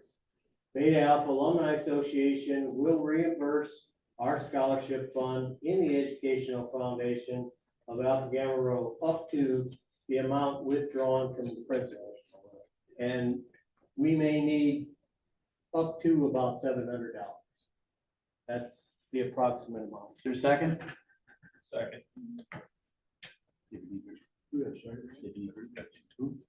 Oh. All right, any Any discussion? questions about that? so the way that motion was written was that that's just for this year. That's just for And this so we will year. have to revisit this each year if we're short and make that motion. That's correct. Either that or contribute more money. Yeah. If we get the fund up there, we won't need. Give them 15,000 in business. Right, Chip. I got a point of information. The National AGR can't tell us how much money is in a fund they oversee? What the heck is going on? Well, I have the amount, but when I was talking with Carol, what she told me the spendable amount was, and the amount that I was getting off of the website were two different amounts. And I told her, I said, I'm not sure what the difference is. And she wasn't in her office. She said, well, I don't know. Well, we'll clarify all of this before all of this happens. So I apologize that we have this range of numbers, but it looks to me like there's only about $30 difference. But I don't want to say that, and then it turns out to be a little more than that. Can we just direct that to be saying it comes out of the operations account to be reimbursed, to reimburse that? We can, I think that needs to be a separate motion. Okay. Yeah. So just the back of the envelope calculation, if we've got 60,000 plus and endowments operate on a 4% or so withdrawal projection, so that's $2,400. So we're talking maybe 600 at most. Yeah. Now, your motion was to have it paid by the Alumni Association. If I send $100 in tomorrow to that educational foundation for that fund, can that go towards paying that off then? No. Yeah, because the principal. Unless we need to specifically identify that $100 was to reimburse That's the. right, the hundreds is gonna get. the Yeah, raise on. otherwise it just goes into the fund. Yes, I'm picking it. Yeah, 600 divided by 0.04. Well, the reason I asked how much it was, it would be simpler, I'll donate a couple of $100 towards it, I avoid all this. Other people want to. Still have to have a motion. Yeah, we still have to have a motion. So It's a legal point. it's just a legal, and again, this is to make sure that. I move we stop discussion and vote. Yep. Okay, it's on Al's motion to dip into principal. That's what you're voting on. Yeah. Okay, Let's vote on it. all in favor, say aye. Aye. Opposed, nay. Okay, motion passes. Now, the second motion. Take it out of the operation. Yeah. And let's have it done. We Reimburse can the handle fund that. from We the can op- handle that. Reimburse the fund from the operations. Motion, Yes. Miller. Second, Second. Riley. Discussion? All in favor, say aye. Aye. Opposed, nay. Okay, Okay. all right. We'll get that squared away. Okay, any other new business? Well, follow that up. So Yeah. that's $700 that probably wasn't budgeted in our Alumni Association budget. So if somebody wants to make a donation towards that, they can write a check to the Educational Foundation or just to the Alumni Association to kind of help offset the Alumni Association paying that dollars. Okay, did everybody get that? All right, any other new business? I just want to, this doesn't have to be voted on today or anything, just something to think about. Last year, I brought up the notion to make this Matt Reedy Memorial Forestry Scholarship. And I appreciate everybody who voted for that, and that we can present that today. I think our outstanding junior and outstanding senior scholarships should probably be a memorial type scholarship also. And I've got a few names in mind, and I don't know, maybe we can send out one of those emails saying, if you have a alumni that you'd like to name these scholarships after, and we can go forward from there. And I just wanted to bring that out to the floor and see if anybody is interested in something like that. Okay, sounds good. All right, we're kind of running a little late here. Is there, if there's no other new business? Hey, Rick. Thank you. Yeah, I would like to move that we form a fundraising committee to be appointed by the board. For what? For what? For what? Well, the question is for what, Ted? Well, the answer to that is regardless whether we go forward with a university house or a new house or a purchased renovated property, we're going to have to raise money. And I think we need a fundraising committee started to look at that. So where we have that? Is there a second? There's a motion. No, we got. Do we need a second? Second. Yeah, you need a second. You make it a motion. Yeah, who seconded? Riley. Discussion? I thought, through the foundation, don't we have that committee working right now? Well, the Through SAU Foundation is working on a fundraising campaign. In our behalf. In our behalf. That's what- Correct. Correct, correct. We do not Yes. have Our own. our own. We don't have our own. We don't have our own, and I would like to see us have our own, and we can, if it does go forward, that we work with the foundation, but regardless, we're going to need a committee to be working on fundraising. And I go back to the committees that we formed. Goodness, Rick Hyatt, you would have to help me, probably around 2000. And one of those was fundraising. We have some of the other ones already on board. We have the housing committee. We have the finance committee. I just think the fundraising committee is one that we're missing. That's true. So this would become a standing committee that would be a permanent committee on board. Okay. Okay, yes, Paul? Yeah, this has been moved and seconded, right? It has been moved and seconded, but yes. I would like to table this until summer meeting, because appointed by the board had a problem. We've had 2 appointed by the board run and fail as far as fundraising and housing and so on. We need to think about this where we have another standing committee. We need to put this back, because everybody wants to have money, everybody wants this, but nobody had a plan. The only committee that so far has gone down this path is the housing committee. Had complete designs of the house, specs of the house, and never had that part of the issue added to it. And we have fundraisers and so on. I think this committee, if you're gonna have one, needs to be open and approved just like a board member. The board should not appoint this committee and pick its members. The motion to table. It's motion to table it until summer meeting. I'll second. Who seconded? Mike seconded. Call for a vote. I would just say that I agree with Paul. I'm fine with that. I just think we need to look at it. But I think his point of being voted on, it's perfectly fine. I'm okay with it. I just think we need to get it in motion. Table until summer meeting. I'm lost. So we're voting on the tabling? or is it- Voting on the table. Okay, thank you. So all in favor, say aye. Aye. Opposed, nay? Motion's tabled. Okay, motion's tabled until summer meeting.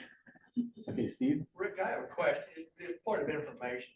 The SIU Foundation, the fundraising, my understanding on that is the way we started that last year to raise money to offset, to come up with roughly $2 million to put in an escrow account in order, or an endowed fund, in order to offset the rent that the brothers would pay in the Correct. house. That's my understanding, the only fundraising that the foundation has been set up to do.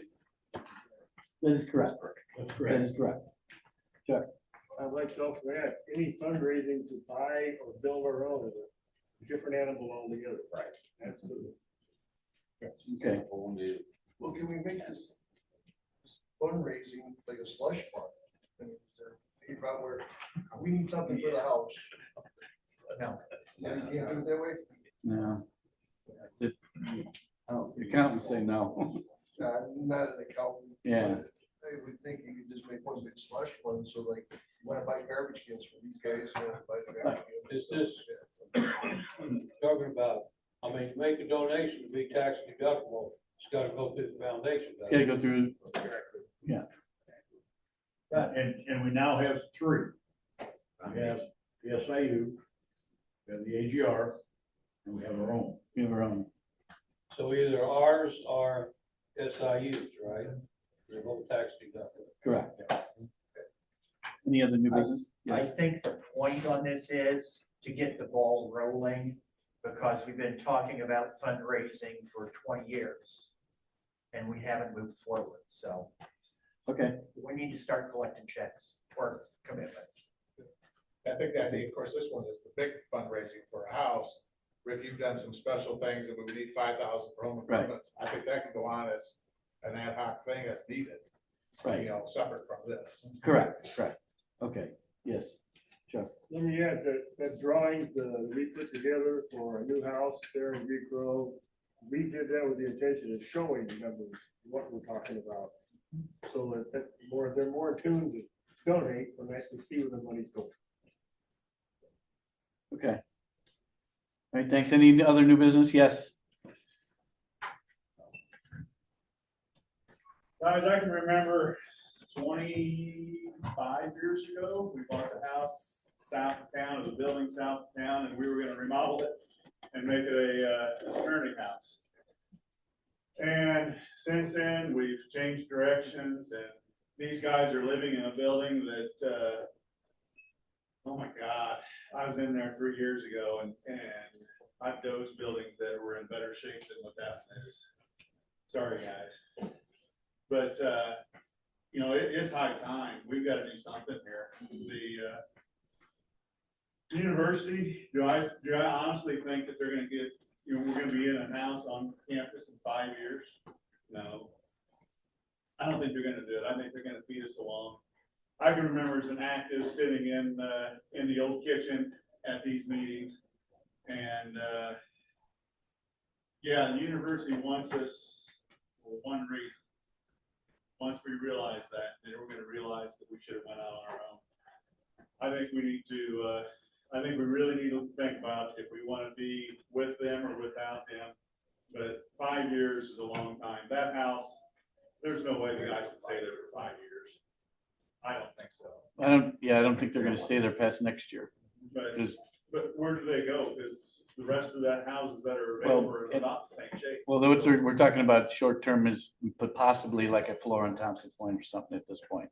As an interim, nothing, just some place for them to go, but you're right. You know, looking back, hindsight's 20/20. I've been down that road once or twice already in my life. But boy, we should have worked on that one south on 51 more, because we wouldn't be having all these discussions and kicking a can like we are. So let's just get done kicking a can is what I'm saying. Okay. Chuck. I'm gonna mention right now that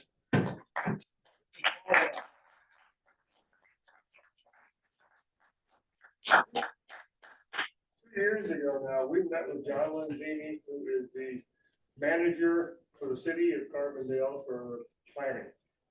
And at that point, he talked about their goal to build a Greek Grove also off campus.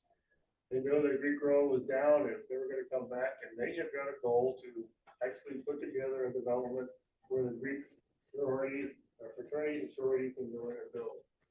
But it puts us in the same situation. We've got to fund it ourselves.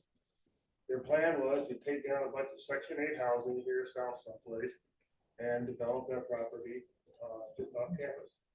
So that might be something to look back into and see where they are with that, if they're still pursuing such a program or not. I just want to let you know that we did pursue a building progress program with the city as well. So we'll look back in and see where they are with that. Okay. It's gonna be 5 years. Right. If anybody's getting out. Yeah. You know what I feel like is a shortfall though, is I've been coming back since the 50th anniversary. And the registrations for these events and summer meetings have been pin numbers 300 and less. There's nothing again until you get to our actives. And we're happy to have them. And like we said, we've never had better communication than we have the last 3 years. But I just don't know where we lost those 600 alumni. And it's sad. I've tried to stay in touch with a few people that know some of those in that number, and I've said, you know, can you get them back down there? Can, you know, you can't believe what's going on at the, you know, at the university and the fraternity, and it just seems to be falling on deaf ears. So if you guys can go to the people who helped recruit you get into the house, go back 2-3 years and tell them that we've got this shortfall, and tell those people to go back to 2-3 years and talk to those alumni and tell those people to go back to 2-3 years. somehow it's gotta start with you guys, cause I've tried. I've tried till I'm blue in the face. And I know I was gone for 25 years because I was raising a kid and, you know, all this other stuff, but I've never been happier than the last 5 years I've come to these events. Thanks. So.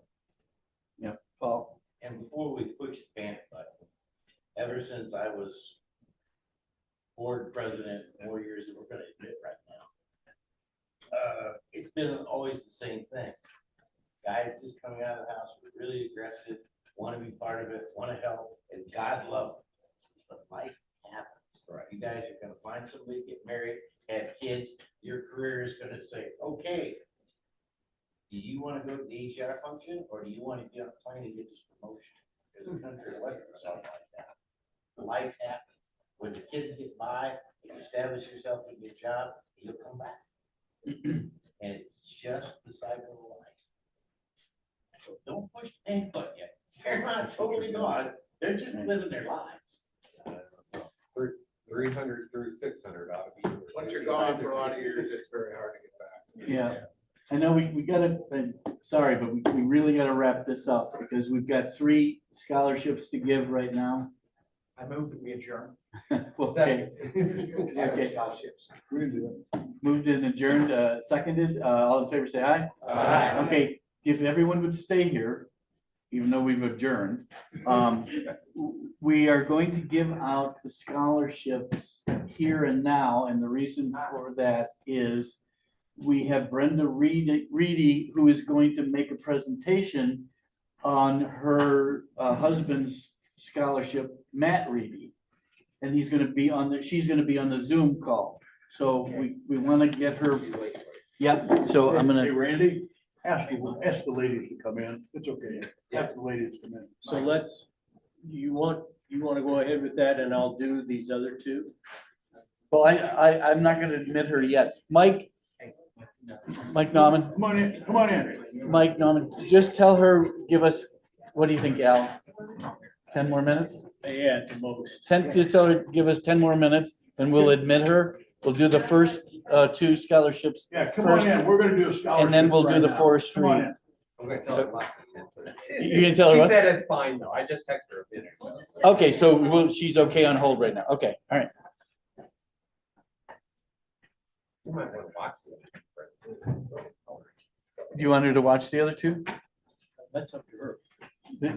All right, I'll admit her and. All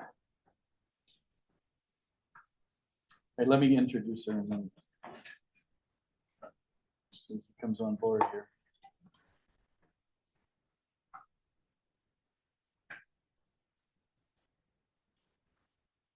Sarah.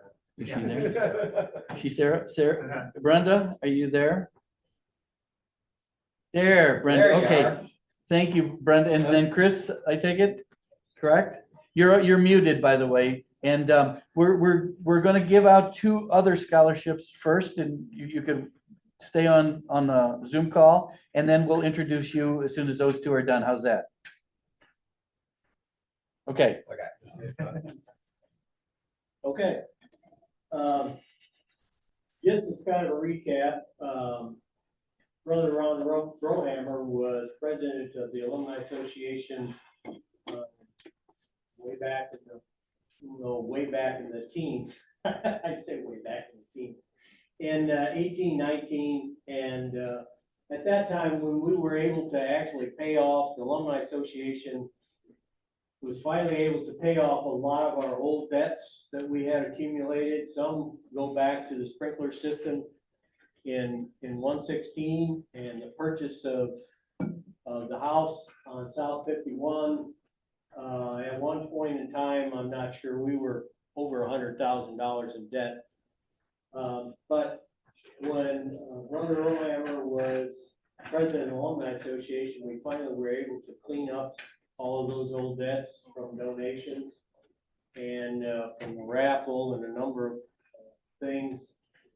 And that's when we started to establish these scholarship funds. And we started to fund then the outstanding sophomore and junior at CALPS and through the SIU Foundation, and to give two $1,000 scholarships to active brothers. And at this point, I'd like to present the two awards this year to our active brothers.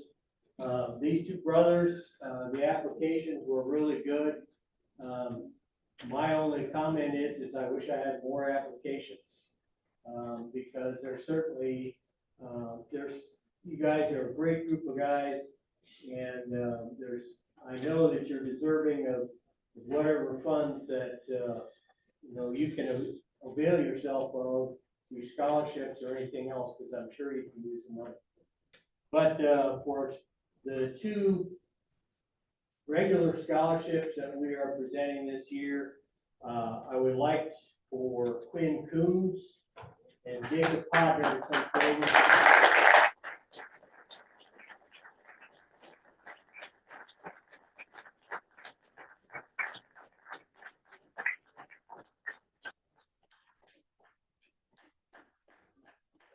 Somebody take a picture for me. Yeah, you got it? Okay. We have a camera. I got one right here. We'll be sending us a camera. Cool.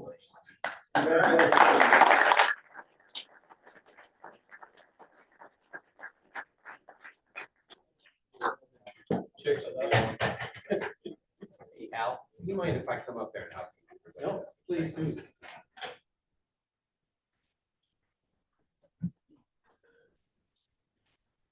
I'll let you introduce Brenda to. So for this past year, we established. You want to have her comment first? No. I'll go ahead. No, Al first. This past year, we established a new scholarship for just forestry students, for forestry brothers in the house.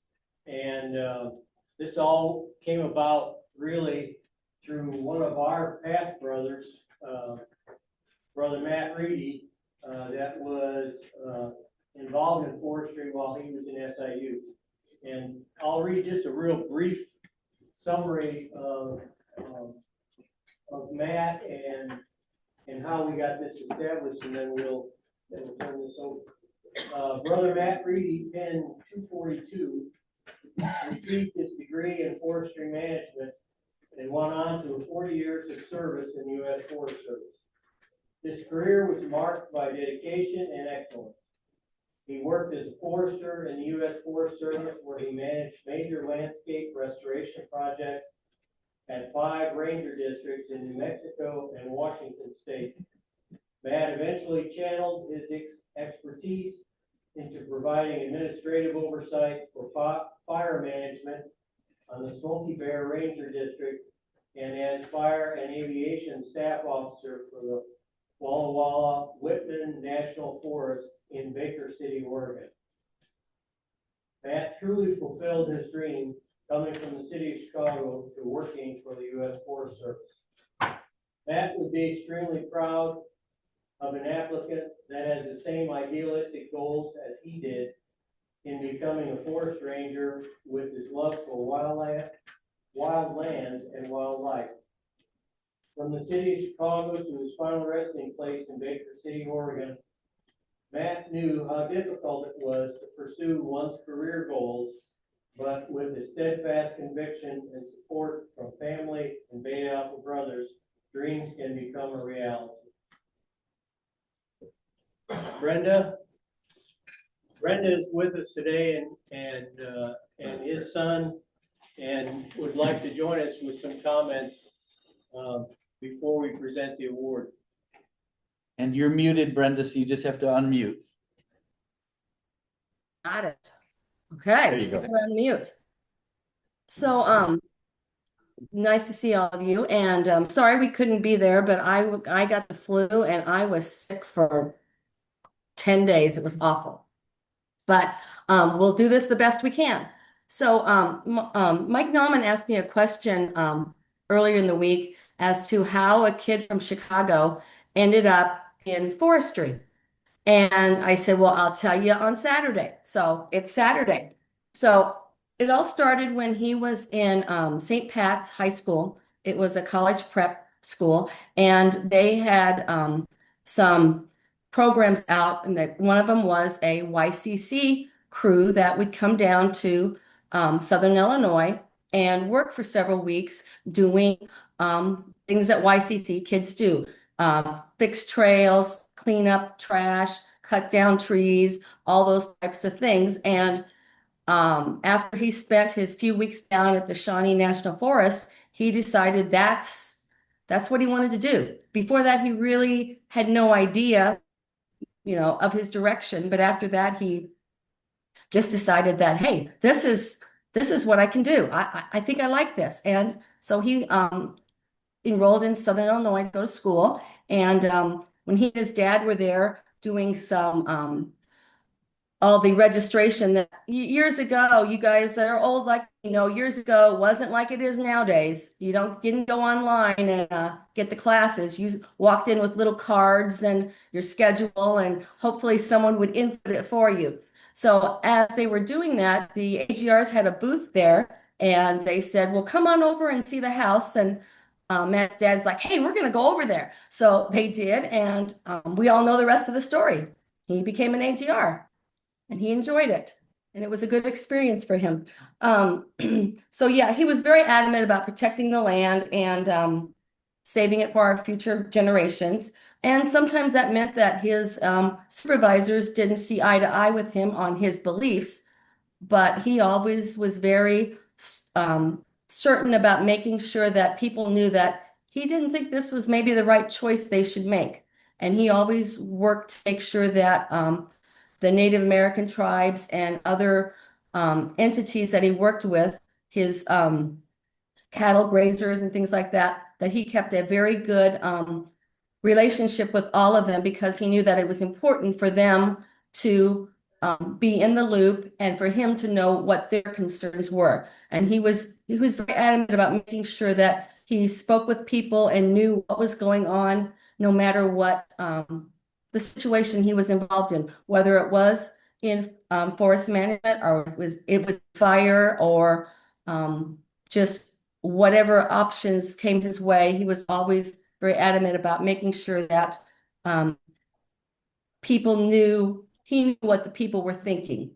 And sometimes his coworkers or the people that work for him were like, you're really going to go out and do that? He's like, well, yeah, we need to know what's out there. We just can't assume that somebody said this is over there, that, it's really is there. We need to go see it. And several of his workers thought, is he really going out with us to do this?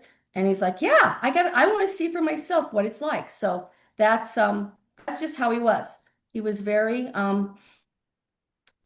concerned about what was going on and making sure we were doing the right things. Yeah, like Mom said, he wanted to take care of his family and take care of his friends and take care of the great outdoors so that everyone else could enjoy it. And he enjoyed it so much that it just overflowed, and you could feel that his passion for his family and his friends and the forest and getting out there, whether it was skiing or marking timber, doing prescribed burns, he really enjoyed it, and it was challenging for him. And like Mom said, sometimes there was issues to where he would step up into leadership roles to where he knew things were done right and the people were going to be trained properly, and he was very proud to be an AGR brother and part, 40 years on the Forest Service. He was very proud of that. And it was a big deal, and it still is. He was able to make a big impact on a lot of people's lives, um, all the way throughout the West, Washington State, Oregon, New Mexico, Illinois.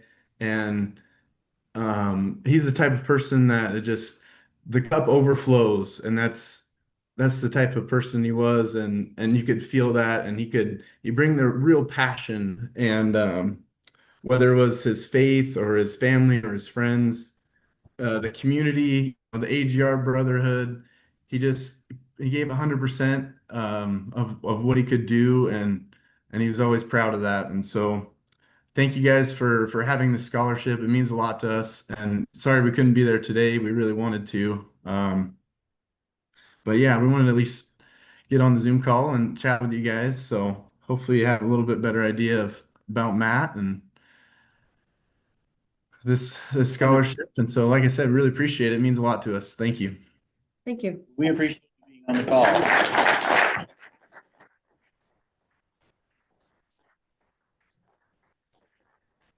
Oh, we can't have him.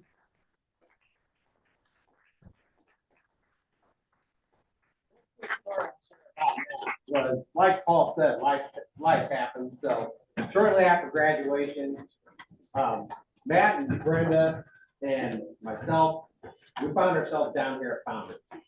And Matt was already in the Forest Service, and he's telling me about fighting forest fires. You know what? You get that call at 2 in the morning that, fire's raging out of control. You gotta get to the airport, load the plane. He says, but you're gonna go out and do something wonderful, fight this force. So he goes, it's a beautiful day. You're on the highway at 2:30 in the morning. Nobody else is out. And he goes, it's just quiet, it's beautiful thing. You're on the plane, you're flying to where the forest fire is, you're with all your buddies. It's a beautiful thing. And he went on like that for 10 minutes, telling me how beautiful it was. Let's fight a forest fire. And I knew Matt was hooked. So thank God through social media, another brother had posted on Facebook that he lost a good friend. And anyway, that was Jeff Middleness, who lives in Boise, Idaho. And so I contacted Jeff through Facebook. I said, I'm flying out there. How far did you live from Matt and Brenda? And he goes, 2.5 hours, Mike. I said, can you put me up for a couple of days? We're going to Matt's funeral. And he said, yeah, we will. So, and meeting Jeff again after 30 years was like being in college again. And we'll see Brenda again and everything was great. And so I was, that was in 24, came to Founders. And last year we heard that the forestry department is like the second largest in the nation here. I was like, well, I know a forestry guy that dedicated his whole life after getting a forestry degree here. So that's why I made the motion to name this scholarship. And I'm just glad we were able to do it. So Wonderful. Nice to see you, Brenda. All right. Thank you guys. Appreciate it.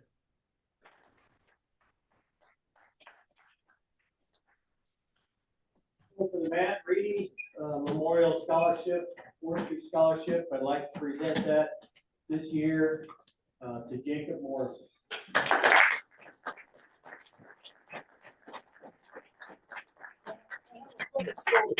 So I'm getting it on Jacob's behalf because he's actually doing a prescribed bird right now. A giant city right now doing a prescribed bird. So he said, if I get it on my behalf. So, there it is. There you go. That's a good. Gotta be Yeah, proud. I love that. Yes. One more thing about scholarships, I'll need to see the scholarship winners before you leave today, so I need some information. All right. Well, thank you all. I think it's time to adjourn for lunch. Thank you, Brenda and Chris. I appreciate it. You coming on. And, Thank you guys. and thank all the alumni that were on the call as well. Thanks, Brenda. Thank you, Brenda. Thanks, guys. Take care. Have a good day. All right, I'm gonna end the call. Thanks to everybody. All right, let's go eat.